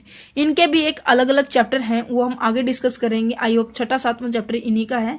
तो अभी फिलहाल अपना इतना समझ लो कि ये डॉक्यूमेंट होते हैं, इनके अंदर टर्म कंडीशन लिखी जाती है, वो आगे डिस्कस करेंगे, ठीक है। कंपलसरी है ये, इन्हें करना ही पड़ती है। परंतु पार्टनरशिप की अगर बात की जाए, पार्टनरशिप के लिए कोई ज़रूरत नहीं होती, नीड ओनली म्यूचुअल कंसेंट। केवल उन्हें आपसे सहमति की ज़रूरत होती है और किसी भी चीज़ की ज़रूरत नहीं होती, तभी वो क्या है? पार्टनरशिप डीड बना लेते हैं। पार्टनरशिप डीड के अंदर क्या होता है कि आपके सारी बातें लिखी होंगी, जैसे कि हमारा इन कंपनी के अंदर इनके अंदर बातें लिखी होती हैं और पार्टनरशिप के अंदर पार्टनरशिप डीड के अंदर लिखी होती है। वाउंड अप, वाउंड अप होता है खत्म करवाना। जैसे कि किसी ने ज़बरदस्ती केस करने के बाद या फिर कुछ और करने के बाद वो कैसे होते हैं? ये जो नॉर्मली कंपनी है ये वाउंड अप होती है by an order of court. अदालत के क्या होंगे? ऑर्डर आएंगे, या फिर पर्सनल ऑफ द मेंबर्स की पर्सनल के हिसाब से, या फिर ऐसे क्रेडिटर जिनका पैसा क्या है कंपनी ने पे नहीं किया है, और creditor whose debt the company is unable to pay. ऐसे क्रेडिटर जिनका क्या है कंपनी ने पैसा नहीं दिया है, तो क्रेडिटर ने क्या किया? कंपनी के विरुद्ध क्या है? कोर्ट के अंदर केस दर्ज कर दिया कि ये कंपनी मेरा पैसा नहीं लौटा रही, इतना इंटरेस्ट बनता है, ये बनता है, इतना टाइम हो गया। तो मतलब क्रेडिटर के द्वारा केस करने पर क्या है? उसकी वो जो इंस्टॉक कंपनी क्या होती है? वाउंड अप हो जाती है। बट पार्टनरशिप की अगर बात की जाए तो पार्टनरशिप वाउंड अप तभी होगी जब कंसेंट होगी, सहमति होगी। दैट मीन्स ये बनती भी कंसेंट से है और बिगड़ती भी कंसेंट से है। तो इसलिए कहा गया है कि ये partnership can be wound up at any time, किसी टाइम भी हो सकती है। कोई स्पेसिफाइड टाइम नहीं है कि हाँ 1 साल हो गया, 2 साल हो गया, 3 साल हो गया, किसी भी टाइम हो सकती है by the mutual consent of the partner, partner के म्यूचुअल कंसेंट के हिसाब से, ठीक है। ये हो गया डिसएडवांटेज। अब हम बात करने वाले हैं जॉइंट स्टॉक कंपनी, और उसके बाद फिर हमारा चैप्टर हो जाएगा फिनिश, क्योंकि ये जो सेकंड पॉइंट है लास्ट, और फिर हमारा जाएगा डिसएडवांटेज। और ये जो चैप्टर है बहुत इंपॉर्टेंट चैप्टर है, एग्जाम के पॉइंट ऑफ व्यू से वेरी वेरी मच इंपॉर्टेंट। कम से कम इसमें से क्या है 2 क्वेश्चन आने वाले हैं 15-15 नंबर के, और वो 2 क्वेश्चन आते हैं हर साल, ठीक है। और यहाँ पे हम एडवांटेज करते हैं। सबसे पहला पॉइंट कहते हैं adequate resources of a capital. Adequate resources of the capital का मतलब क्या है कि पर्याप्त मात्रा में क्या होना, कैपिटल का होना, पूंजी का होना। जब भी आप कोई बिजनेस शुरू करते हैं, रिसोर्सेज होते हैं स्रोत, कहाँ से पैसा आने वाला है, कौन देने वाला है, ये सभी क्या है। जॉइंट स्टॉक कंपनी के अंदर किसी भी तरह का इशू नहीं होता कि उन्हें शेयर कैपिटल क्या है जनरेट करनी, उसके पास बहुत सारे रिसोर्सेज होते हैं, क्योंकि company has the maximum resources of the capital. Company के पास बहुत सारे रिसोर्सेज है कैपिटल को जनरेट करने के लिए, मैक्सिमाइज करने के लिए। No limit on generation of the capital from a company. कोई भी लिमिट नहीं है कंपनी के पास कि वो कैपिटल कहाँ से जनरेट करेगी, कोई लिमिट नहीं है। दैट मीन्स कोई मैटर नहीं करता कंपनी कहाँ पे बनी है, कहाँ पे उसका इनकॉर्पोरेटेड हुआ है, कहाँ उसका रजिस्टर्ड ऑफिस है, और ये भी मैटर नहीं करता कि कहाँ से कैपिटल उसके पास आ रही है। वो देश के किसी भी कॉर्नर से क्या है कंपनी के अंदर कैपिटल आ सकती है, वो उसकी कंपनी की शेयर कैपिटल बन जाएगी। Capital come from every corner of the company. Company के कंट्री के, यहाँ कंट्री आएगा भाई, कंट्री के किसी भी कॉर्नर से क्या है आ सकती है। तो ये मैटर नहीं करता कि आपको कंपनी कहाँ बनी है, कैसे बनी है, किस कहाँ इसका रजिस्टर ऑफिस है। हर जगह से अपनी शेयर्स कैपिटल को इशू कर देती है, तो क्या होगा कि इसके पास पर्याप्त मात्रा में साधन होंगे। नेक्स्ट पढ़ते हैं लिमिटेड लायबिलिटी। ये बहुत बार डिस्कस हो चुका है, इसकी कैरेक्टरिस्टिक्स के अंदर भी डिस्कस हो गया है कंपनी की, जो मैंने डिस्कस कर चुकी हूँ पहले मैं। तो यहाँ उसको समझना कि लिमिटेड लायबिलिटी क्यों कहा गया है, कि मेंबर्स की लिमिटेड लायबिलिटी कैसे होती है। परपेचुअल सक्सेशन का मतलब होता है कि कंपनी लगातार चलती रहती है, उसका मेंबर्स के, डायरेक्टर्स के ऊपर कोई इफेक्ट नहीं पड़ता, चाहे कोई आए जाए, कंपनी हमेशा रन करती रहेगी। वो चाहे किसी भी पार्टनर की डेथ हो जाए, इंसॉल्वेंसी हो जाए, लंसीज हो जाए, तो पार्टनर कंपनी जो है परपेचुअल एग्जिस्टेंस के अंदर रहेगी। नेक्स्ट पॉइंट बढ़ते हैं कि ट्रांसफेरेबिलिटी ऑफ द शेयर। शेयर्स को क्या करना, ट्रांसफर करना, ये भी इसकी कैरेक्टरिस्टिक्स के अंदर आ चुकी है। ये दोबारा से एडवांटेज के अंदर शो की गई है। थोड़ी बहुत सिमिलरिटी होती है एडवांटेज और कैरेक्टरिस्टिक्स के अंदर, बट कुछ एक पॉइंट होते हैं जो डिफरेंट होते हैं। ये जो यहाँ पे मैंने छोटे छोटे पॉइंट में एग्जिस्टेंस के अंदर रहेगी। नेक्स्ट पॉइंट बढ़ते हैं कि ट्रांसफेरेबिलिटी ऑफ द शेयर। शेयर्स को क्या करना, ट्रांसफर करना, ये भी इसकी कैरेक्टरिस्टिक्स के अंदर आ चुकी है। ये दोबारा से एडवांटेज के अंदर शो की गई है। थोड़ी बहुत सिमिलरिटी होती है एडवांटेज और कैरेक्टरिस्टिक्स के अंदर, बट कुछ एक पॉइंट होते हैं जो डिफरेंट होते हैं। ये जो यहाँ पे मैंने छोटे छोटे पॉइंट में जिनको ब्रीफली डिस्कस नहीं किया है, उनको ऑलरेडी मैं डिस्कस कर चुकी हूँ, सो इसलिए मैं यहाँ पे थोड़ा थोड़ा बता देती हूँ। ट्रांसफरेबिलिटी ऑफ द शेयर्स का मतलब होता है कि जब कोई कंपनी के जो शेयर्स है और मूवेबल प्रॉपर्टी है, जब एक पर्सन से दूसरे पर्सन के पास जाती है, उसे बोला जाता है ट्रांसफरेबिलिटी ऑफ शेयर्स। का मतलब क्या होता है कि जब कोई कंपनी के मेंबर के द्वारा शेयर्स को क्या किया जाता है, ट्रांसफर किया जाता है, उसे बोला गया है। ये पब्लिक कंपनी के पास राइट है कि वो अपने शेयर्स को क्या कर सकती है, ट्रांसफर कर सकती है। Diffusion of risk. Diffusion of risk इसलिए कहा गया है कि बाय द डिफॉल्ट, देखिए मैंने आपको यहाँ पे एग्जांपल दिया था कि यहाँ पे मेरे पास क्या है, 10 लाख की कैपिटल है, 10 लाख की क्या है, 10 मेंबर बने थे, 1-1 लाख उसकी कैपिटल है। अगर कंपनी के अंदर क्या है 10 लाख का लॉस हो जाता है, तो क्या है सभी से अलग अलग 1 लाख रुपए एक्वायर कर लेंगे, तो क्या होगा, रिस्क हमारा क्या हो गया, बट गया है। अगर यहाँ पे मान लो कि एक ही पर्सन इसको 10 लाख ले लेता है, तो सारा का सारा लॉस एक पर्सन को देना पड़ता है, जो बिल्कुल क्या है बहुत डिफिकल्टी का केस आ जाता है। अगर वो अलग अलग पर्सन से है तो वो क्या है, रिस्क हमारा क्या है, बट जाता है। तो यहाँ पे नेक्स्ट पॉइंट कहते हैं कि incentive to large scale production. Incentive का मतलब होता है कि आपको क्या है, आपकी सैलरी के अलावा कुछ और भी क्या करना, कैश में देना या फिर अदर पॉइंट में देना। देखिए एक सेकेंड, तो यहाँ पे एडुकेट लार्ज स्केल प्रोडक्शन के अंदर क्या कहते हैं कि कंपनी क्या है सबसे ज़्यादा प्रोडक्शन कर रही है, अच्छे मात्रा में प्रोडक्शन कर रही है, जिससे क्या है उसकी कॉस्ट क्या है, कम आ रही है। अगर कॉस्ट किसी भी चीज़ की कम आएगी तो क्या है, कंपनी के पास पैसा बचेगा, तो पैसा बचेगा तो क्या है, इंसेंटिव जनरेट करेगी। इंसेंटिव के अंदर क्या आते हैं हमारे पास, क्या है, कमीशन आता है, बोनस आता है, परक्यूजिट आती है, अलाउंसेस आते हैं, बहुत सारी चीज़ें आती हैं जो क्या है एम्प्लॉयज़ को दी जाती है। कमीशन और बोनस के बारे में आपको पता होगा। अलाउंसेस होते हैं जो कैश में दिए जाते हैं, ऐसी चीजें जो क्या है कैश में दी जाती है एम्प्लॉय को, और परक्यूजिट वो होते हैं जो कैश में ना देकर किसी काइंड में किसी चीज में दी जाती है, जैसे कि कार दे देना, हाउस दे देना, ब्लैंकेट दे देना, बैग दे देना, कुछ भी मटेरियल का यूज दे देना जो उनका यूज है, तो वो हो जाती है परक्यूजिट के अंदर। तो क्या है कि कंपनी के पास क्या है लार्ज स्केल के अंदर क्या होगा कैपिटल जनरेट करने का सोर्सेज होंगे, तो क्या है उस कैपिटल को यूज करेंगे वो इंडस्ट्री सेटअप करके। अब इंडस्ट्री सेटअप तो कर लिया तो उसके अंदर प्रोडक्शन भी करेंगे, तो लार्ज स्केल में प्रोडक्शन करेंगे। जब भी कोई चीज ज्यादा मात्रा में बनाई जाती है तो उसकी कॉस्ट क्या आती है, हमेशा कम आती है। एग्जाम्पल के तौर पर कहते हैं कि जब हमें 1 किलो कोई भी सामान लेना है, ठीक है, और वो मान लो कि 60 रुपए किलो है, और हमें कहते हैं कि 2 किलो लेंगे तो आप कितने लगाओगे, तो वो क्या है कि उसकी प्राइस क्या है, उसे हमारे लिए क्या हो जाएंगे, कम हो जाएंगे। या तो 55 की रेट पे देगा, 50 की देगा, तो मान लेते हैं 50 पे मान लेते हैं। अब ये कहते हैं कि भाई अब मैं 4 किलो लूँ तो कितने के लेगा, तो उसकी नॉर्मल सी बात है कि वो 40 पे आराम से आ जाएगा बार्गेनिंग करने पर। तो क्या है कॉस्ट क्या है लगातार क्या है उस चीज की कम आ रही है। 1 किलो क्या है 60 रुपए की आनी थी, इसी हिसाब से अगर मैं 4 किलो बताऊं तो कितने रुपए की आनी चाहिए, 240 रुपए का हो गया सामान, परंतु इस हिसाब से कितने का हो गया 160 का। तो हमारे पास क्या है पैसे कितने बचे हैं, इन दोनों का डिफरेंस करके अगर मैं बताऊं तो हमारे पास 80 रुपीज क्या है सेविंग हुई है। तो ये होती है सेविंग करना, ये क्या है एज ए हमारा प्रॉफिट मान लेते हैं, क्योंकि क्या है ज्यादा सामान प्रोडक्शन करने पर कॉस्ट क्या है हमारी कम आएगी, तो क्या है लार्ज स्केल पर प्रोडक्शन होगा और लोअर हमारी क्या आएगी कॉस्ट आएगी। तो इंसेंटिव ऑलरेडी हमारा क्या है जनरेट हो जाएगा, उस प्रॉफिट में से हम क्या है अपने एम्प्लॉय को कमीशन दे सकते हैं, कमीशन बोनस दे सकते हैं, परक्यूजिट दे सकते हैं, अलाउंसेस दे सकते हैं। पब्लिक कॉन्फिडेंस की अगर बात की जाए, नेक्स्ट पॉइंट कहते हैं कि पब्लिक कॉन्फिडेंस क्या होता है, कि पब्लिक का कॉन्फिडेंस कैसे जनरेट होता है, जब वो पब्लिक डॉक्यूमेंट देखती है। और पब्लिक डॉक्यूमेंट क्या होता है, प्रोस्पेक्टस होता है, राइट। तो प्रोस्पेक्टस को देखकर पब्लिक क्या करती है अपने कॉन्फिडेंस को इंक्रीज अप करती है, क्योंकि प्रोस्पेक्टस के अंदर आपकी सारी की सारी जो इन्फॉर्मेशन होती है फाइनेंशियल स्टेटमेंट से लेके हमारे अकाउंट की, हमारे गतिविधियों के कितने शेयर्स है, कितने हमारी कैपिटल है, एसेट्स लायबिलिटी कितनी है, कंपनी की बैलेंस शीट शो करता है, ये सारा का सारा क्या है प्रोस्पेक्टस के अंदर मेंशन किया जाता है।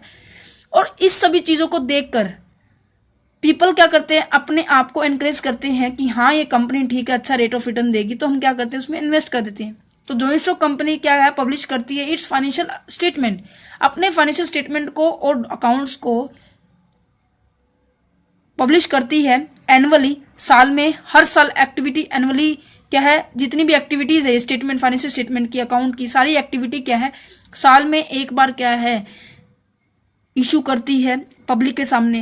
परंतु इशू करने से पहले एक ऐसे पर्सन को अपॉइंट किया जाएगा जो इस पूरे अकाउंट को पूरी डिटेल को चेकआउट करेगा, और उसे क्या बोलते हैं हम ऑडिटर बोलते हैं, which is examine by the anybody, किसी के द्वारा क्या उसे चेकआउट किए जाते हैं उसे हम ऑडिटर बोलते हैं।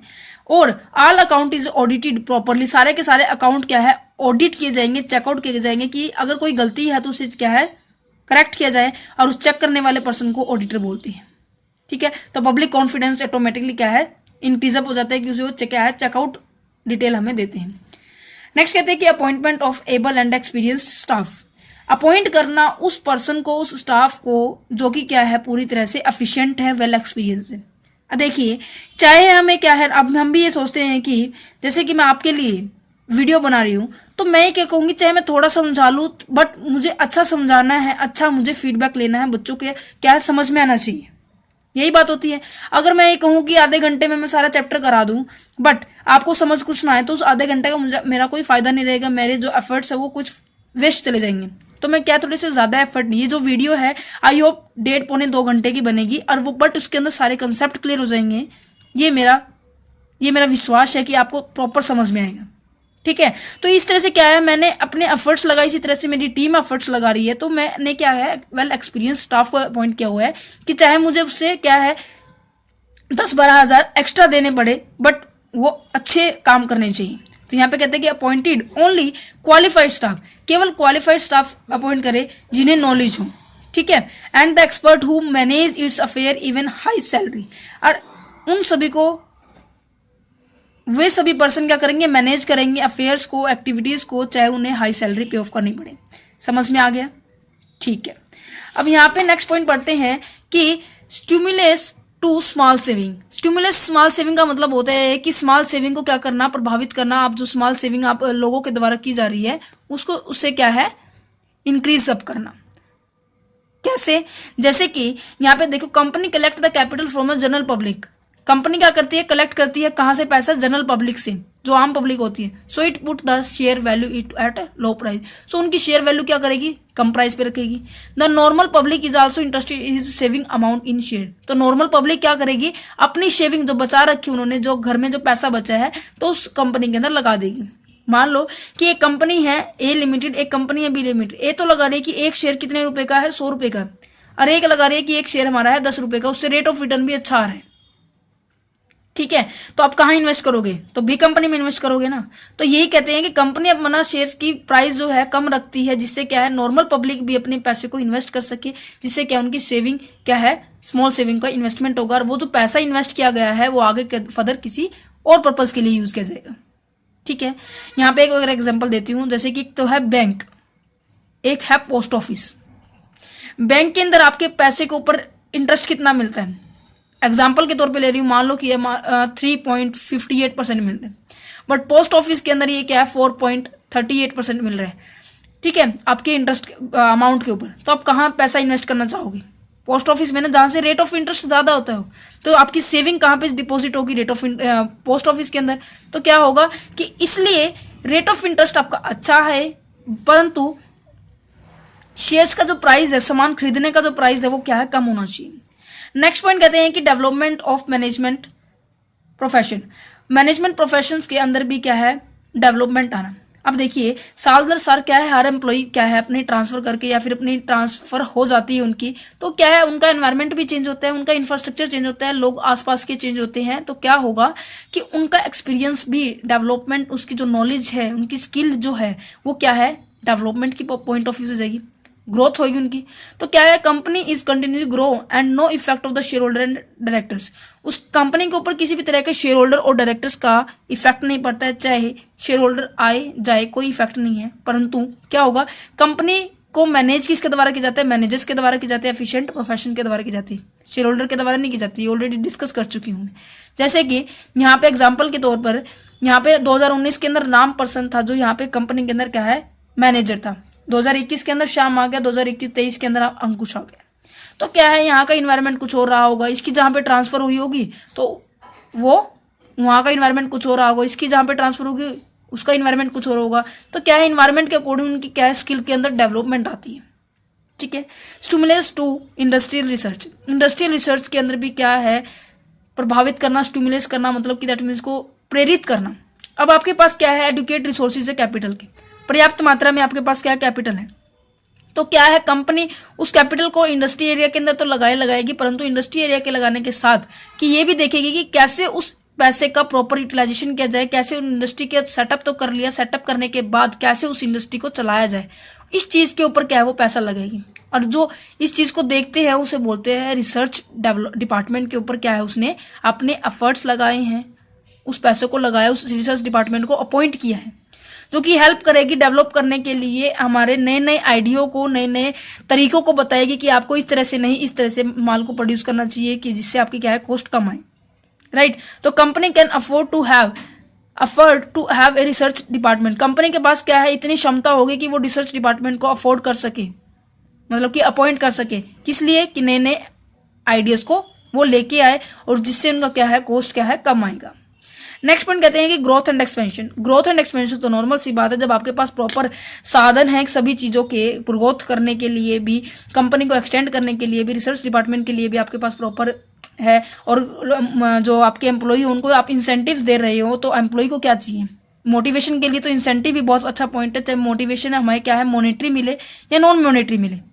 ठीक है, तो क्या है? कंपनी के लिए दोनों क्या है? पॉजिटिव पॉइंट्स है। तो यहाँ पे क्या हो गए? हमारे एडवांटेज हो गई है जॉइंट स्टॉक कंपनी के। अब हम डिस्कस करने वाले हैं disadvantage of joint stock company, और उसके बाद चैप्टर हो जाएगा हमारा फिनिश। पॉइंट है disadvantage of joint stock company. सबसे पहले पॉइंट आता है इसका, डिफिकल्टी इन फॉर्मेशन। परेशानी आना फॉर्मेशन करने में, इनफॉर्मेशन करने में।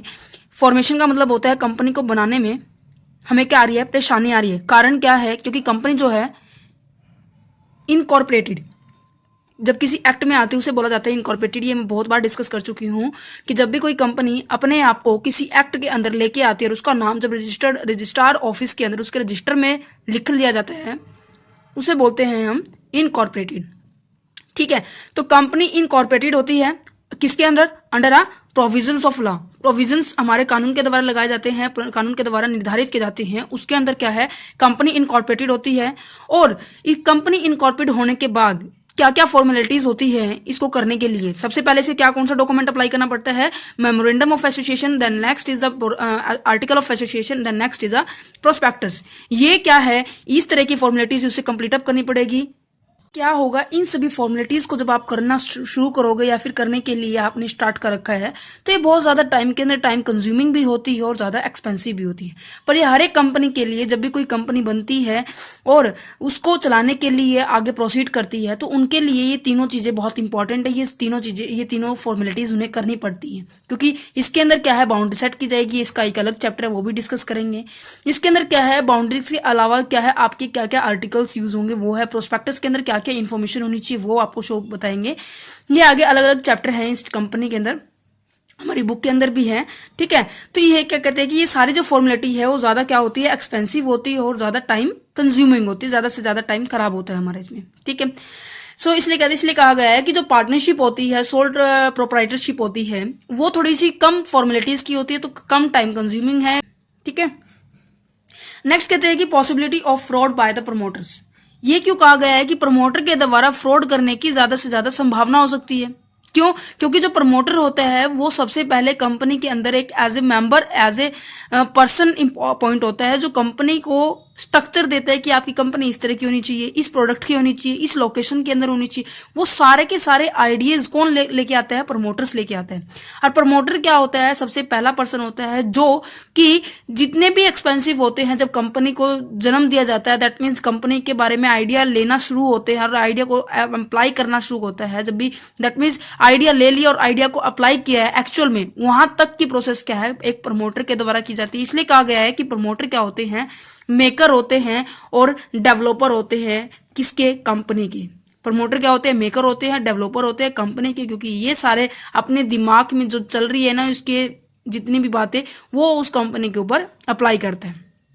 ठीक है, तो यहाँ इसलिए कहा गया है कि all the expenses in a company formations are borne by the promoters. जितने भी एक्सपेंसेस होते हैं कंपनी के उसके जन्म होने के टाइम, वो कौन बियर करता है? हमारे प्रमोटर्स करते हैं। और ये तो बात बिल्कुल ठीक है, बहुत अच्छी बात है, पॉजिटिव पॉइंट है। बट प्रमोटर के हाथ में सब कुछ होना एंड द स्टार्टिंग पॉइंट में ही सारा काम प्रमोटर कर रहे हैं, तो जो वो प्रोस्पेक्टस इशू करेगा, प्रोस्पेक्टस में जो भी बातें होती है प्रमोटर्स की द्वारा बताई गई बातें होती है, जितने भी क्लेम उसने बताने हैं, टेल क्लेम्स, जो भी उसने बताए क्लेम है वो भी प्रमोटर्स बताता है। जितनी कंपनी के अंदर उसने शेयर्स को इन्वेस्ट कर रखा है वो भी प्रमोटर्स बताता है कि कंपनी के अंदर इतने शेयर्स की क्या है, कैपिटल्स है, इतने हमारी लायबिलिटीज है, इतनी ये हमारे प्रोस्पेक्टस है कंपनी के बारे में। अगर ये क्या कर दिया उसने, मिस स्टेटमेंट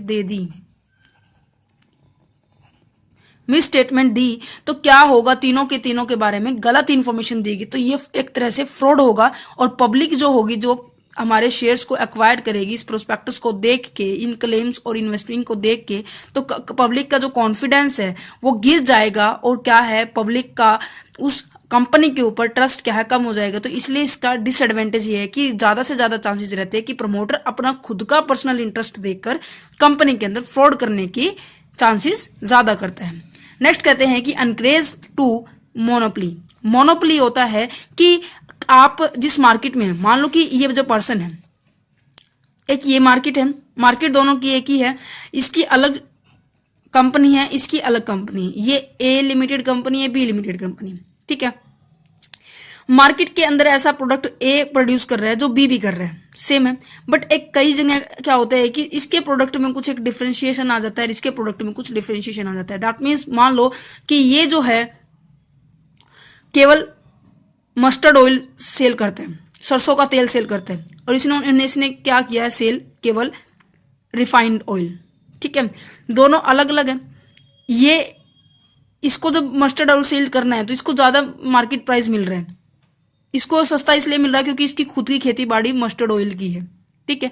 तो क्या होगा, मार्केट के अंदर जब कोई एक ही पर्सन एक ही प्रोडक्ट का सेल करने वाला और बायर उस खरीदने वाले कुछ ज़्यादा होते हैं, उसे बोलते हैं मोनोपोली। समझ में आया? जब मार्केट के अंदर कंपटीटर नहीं होता किसी एक पर्सन के, उसे बोलते हैं हम मोनोपोली। ठीक है, there is a no competitor in a market, कोई भी कंपटीटर नहीं होता मार्केट के अंदर। तो क्या होगा, यहाँ पे कंपनी के अंदर क्या बोला गया है, कंपनी के अंदर मोनोपोली को कैसे इंक्रेज किया गया है। जैसे कि जो लार्ज स्केल प्रोडक्शन वाली कंपनी होती हैं, हम इसी का एग्जांपल ले लेते हैं। मान लो कि ये लार्ज स्केल प्रोडक्शन वाली कंपनी है, इसके पास ज़्यादा कैपिटल है, ज़्यादा लेबर है, ज़्यादा लैंड है, ज़्यादा क्या है, और मशीनें हैं। इसके पास कम है, ये स्मॉल स्केल प्रोडक्शन वाली कंपनी है। ठीक है, तो क्या होगा, स्मॉल स्केल प्रोडक्शन वाली कंपनी कम प्रोड्यूस करेगी, राइट। वो कम प्रोड्यूस करेगी, कम सामान लेके आएगी, कम सारा सामान क्या है, सारा कम कम करेगी। ठीक है, तो क्या होगा, ज़्यादा से ज़्यादा प्रोडक्शन करेगी तो कॉस्ट क्या होगी, इसकी कम आएगी। तो क्या होगा, तो इस तरह के स्ट्रक्चर को देख के मान लो कि इसने क्या है, मस्टर्ड ऑयल 60 रुपये लीटर प्रोड्यूस किया है। इसने अगर प्रोड्यूस करना चाहे, इसने ज़्यादा क्वांटिटी में किया, तो नॉर्मल सी बात, उसकी कॉस्ट प्राइस क्या है, कम हो जाएगी। इसका पड़ रहा है 80 रुपीज़ का, तो लोग किसके पास जाएंगे खरीदने के लिए, इसके पास जाएंगे, तो इसकी बिक्री तो बिल्कुल कम ही होगी ना। तो क्या होगा, इस पर्सन ने अपने इस मार्केट के अंदर मोनोपोली सेटअप कर ली। तो कंपनी के अंदर भी ये होता है, जब कोई लार्ज स्केल प्रोडक्शन करने लग जाता है, जिसके पास ज़्यादा कैपिटल हो जाती है, उसका एक क्या होता है, मार्केट के अंदर मोनोपोली सेटअप होनी शुरू हो जाती है। Conflict of interest, next point है कॉन्फ्लिक्ट ऑफ इंटरेस्ट। कॉन्फ्लिक्ट होता है झगड़ा, ठीक है, डिस्प्यूट होना, किसके रिगार्डिंग, इंटरेस्ट के रिगार्डिंग। इंटरेस्ट क्या होगा, जो कंपनी के अंदर प्रॉफिट्स होते हैं, सैलरी के अलावा जो आपको मिलता है, उसके रिगार्डिंग क्या है, मेंबर्स के बीच में झगड़ा होना। और वो किस किस मेंबर्स के बीच में, ग्रुप्स के बीच में झगड़ा होता है। प्रेफरेंस शेयर होल्डर होते हैं, इक्विटी शेयर होल्डर होते हैं, मैनेजर, डायरेक्टर्स, वर्कर्स, बहुत सारे ग्रुप्स होते हैं। ठीक है, अभी मैंने 3-4 का एग्जांपल लिया है, तो इनको डिस्कस करते हैं। तो प्रेफरेंस शेयर्स को डिविडेंड मिलने के बाद वो क्या सोचेंगे, जो रेस्ट ऑफ कैपिटल है, रेस्ट ऑफ प्रॉफिट सॉरी, उसको किस में ट्रांसफर किया जाए, रिजर्व कैपिटल में ट्रांसफर किया जाए। सबको डिस्ट्रीब्यूट करने के बाद जो रिजर्व बच जाता है प्रॉफिट, उसको रिजर्व कैपिटल में ट्रांसफर किया जाए। और इक्विटी शेयर होल्डर क्या सोचते हैं कि सबको पैसा देने के बाद जितना भी पैसा बचा है वो हमारा होना चाहिए भाई, राइट। और मैनेजर और वर्कर्स क्या सोचते हैं कि उन्हें ज़्यादा इंटरेस्ट मिले, उन्हें ज़्यादा प्रेफरेंस दी जाए, उन्हें ज़्यादा क्या है, फैसिलिटी दी जाए कि सबसे ज़्यादा काम वही कर रहे हैं मैनेजमेंट के द्वारा और वर्कर्स के द्वारा। तो ये क्या है, इंटरेस्ट के रिगार्डिंग इनके बीच में क्या होता है, कॉन्फ्लिक्ट होता रहता है, झगड़ा होता रहता है। नेक्स्ट पॉइंट कहते हैं कि excessive legal interference, that means legal का, देखिए जहाँ पे लीगल आ जाता है दैट मीन्स हमारी गवर्नमेंट इंक्लूड हो जाती है। यहाँ पे मैंने एक स्ट्रक्चर भी बनाया हुआ है, लीगल जहाँ आ जाता है वहाँ क्या है, गवर्नमेंट का एरिया जाता है, जहाँ पर क्या है, सरकारी काम होते हैं। और पब्लिक कंपनी के अंदर, जॉइंट स्टॉक कंपनी के अंदर जितने भी डिसीजन लिए जाते हैं, जितना भी मैनेजमेंट किया जाता है, जितने भी कंट्रोल किया जाता है, वो सारा का सारा किसके द्वारा किया जाता है, हमारी गवर्नमेंट के द्वारा किया जाता है। टाइम टू टाइम वो गवर्नमेंट इंटरफेरेंस कर रही है, बार बार क्या है, उसमें दखल अंदाजी कर रही है। तो क्या है, कंपनी की जो एक्टिविटीज़ है उसके अंदर क्या है, लेट हो रहा है, तो ये क्या है, ज़्यादा एक्सेसिव, मतलब कि सबसे ज़्यादा कंट्रोल नहीं होना चाहिए किसी भी चीज़ का, वो अति सबकी बुरी होती है। तो इसी तरह से कंट्रोल भी सबसे ज़्यादा गवर्नमेंट का हो, तो वो हम क्या है, अच्छी तरह से फ्रीडम से काम नहीं कर सकते। लैक ऑफ सिक्रेसी, सिक्रेसी का दैट मीन्स होता है कि आपकी जो गोपनीयता बातें होती हैं वो आपकी कंपनी से बाहर जा रही है, लोकल पब्लिक को पता चल रही है, नॉर्मल पब्लिक को पता चल रही है, अंदर कंपनीज को पता चल रही है। ये कारण क्या होता है, जब भी कोई आप क्या है, प्रोस्पेक्टस इशू करते हो, नॉर्मल सी बात है, पब्लिक कंपनी के अंदर पब्लिक डॉक्यूमेंट इशू किया जाते हैं और उस डॉक्यूमेंट का नाम होता है प्रोस्पेक्टस। उस प्रोस्पेक्टस को जब इशू करते हैं तो उसके अंदर आपके अकाउंट्स की, फाइनेंशियल स्टेटमेंट और जो हमारी इनकम स्टेटमेंट होती है, फाइनेंशियल पोजीशंस होती हैं, और जो हमारे डिसीजंस, जितने भी हमारा पूरा बायोडाटा वो किसके शो हो जाता है, पब्लिक हो जाता है। और इस पब्लिक डॉक्यूमेंट को इशू करने से पहले हमें एक ऐसा पर्सन अपॉइंट करना पड़ता है जो हमारे अकाउंट को चेकआउट करेगा, जिसको हम ऑडिटर बोलते हैं। मैंने ऑलरेडी डिस्कस किया ये भी। ऑडिटर वो पर्सन होता है जो अपने अकाउंट्स को चेकआउट करता है कि सारी की सारी एंट्री क्या हमारी ठीक है या नहीं है, इसको चेकआउट करता है, राइट। तो यहाँ पे इन सभी को पता लग जाने के बाद हमारे जो कंपनी की जो गोपनीय बातें हैं, जो हमारा रिजर्व्स है, जो हमारी सीक्रेट बातें होते हैं, जो सक्सेस प्लान होता है, वो क्या है, डिस्क्लोज हो जाता है हमारी सारी जगह। तो ये कहते हैं कि under the provisions of the company act it is a mandatory for a public company, public company के लिए बहुत जरूरी है टू पब्लिश करना, क्या करना, अकाउंट एनुअली, हर साल क्या है अपने अकाउंट को पब्लिश करना पड़ता है उन्हें, and file the copies of various important document with the registrar of a company, और जो भी इंपॉर्टेंट कॉपीज होती हैं उनको क्या करना, हमारे रजिस्ट्रार ऑफ अ कंपनी, जहाँ पे कंपनी का रजिस्टर हुआ है वो रजिस्ट्रार ऑफिस के अंदर वो हमें सेंड करनी पड़ती है। जैसे कि सभी इन्फॉर्मेशन आपके पास रजिस्ट्रार ऑफिस में भी जाएगी, पब्लिक डॉक्यूमेंट के अंदर भी होती है, और जो ऑडिटर होता है उसे भी पता चल जाती है। ये सारा जो मैटर है वो डिस्क्लोज होता है। नॉर्मल सी बात है, जब एक पर्सन को कुछ बातें पता लग जाती है ना, तो वो कम से कम 3-4 को तो बताएगा, और फिर अगले 3-4 को बताएगा। पूरा एक गुच्छा बन जाता है, क्लस्टर बन जाता है, जिससे क्या है गॉसिप होना शुरू हो जाता है कंपनी के बारे में। कंपनी की जो इंपॉर्टेंट बातें हैं वो क्या है डिस्क्लोज होनी शुरू हो जाती है, जिससे क्या वो प्रॉफिट ज़्यादा अर्न नहीं कर सकते। नेक्स्ट कहते हैं कि delay in decision making. Decision making तो नॉर्मल सी बात है, डिले होगा ही, क्योंकि ये सरकारी काम होते हैं, सरकारी काम थोड़े सा लेट होते हैं, लीगल है, ज़्यादा प्रोसेस के साथ करते हैं, ज़्यादा लीगल फॉर्मेलिटी के साथ करते हैं, हर एक चीज़ के लिए उन्हें लीगल एविडेंस चाहिए होता है, देन वो डिसीजन लेते हैं। सो इसलिए क्या है वो लेट होते हैं, क्योंकि सरकार जो है हमेशा रूल रेगुलेशन टर्म कंडीशन को मान के ही क्या हमेशा कोई भी स्टेप उठाती है। नेक्स्ट कहते हैं कि इवेल्स of the large scale production. तो लार्ज स्केल प्रोडक्शन का क्या क्या हमारे पास क्या है, एक तरह से नेगेटिव पॉइंट्स है। इवेल्स मीन्स कि हमारे पास क्या है, क्या क्या बुराइयां हैं लार्ज स्केल प्रोडक्शन की। नॉर्मल सी बात है, जब भी क्या है चीज़ हम एक्सेस में प्रोड्यूस कर देते हैं, उसे सेल करना सबसे बड़ी दिक्कत होती है, उसे प्रोड्यूस करना भी सबसे बड़ी दिक्कत होती है। उसके लिए हमें क्या है, मान लो कि हमें 10 टन की जरूरत है, ठीक है, उस 10 टन के बजाय हम क्या कर रहे हैं 100 टन का प्रोड्यूस कर रहे हैं। अब दिवाली आने वाली है, दिवाली के उपलक्ष्य में क्या है, जो मिठाई वाली शॉप होती है उन्हें नॉर्मली इतना प्रोड्यूस करना होता है, बट अब क्या है वो एक्सेस में प्रोड्यूस करेंगे, ठीक है। जो मिठाइयाँ होती है, रसगुल्ले, गुलाब जामुन जो होते हैं, उनको एक्सेस में प्रोड्यूस करना पड़ेगा, क्योंकि जो दिवाली है, छोटी दिवाली है, जो भी आगे फेस्टिवल आने वाले हैं, उनके ऊपर क्या उनकी लगने वाला है वो सामान। तो बाय द डिफॉल्ट वो सामान क्या है कम भी लग सकता है, एकदम से सारा भी नहीं बिक सकता, ठीक है, एकदम से कम भी नहीं बिक सकता, ठीक है। सो क्या होगा, उसे स्टोर करने के लिए जगह चाहिए, सबसे पहला पॉइंट तो ये है। उसके लिए लेबर चाहिए, ठीक है, उसके लिए कैपिटल चाहिए,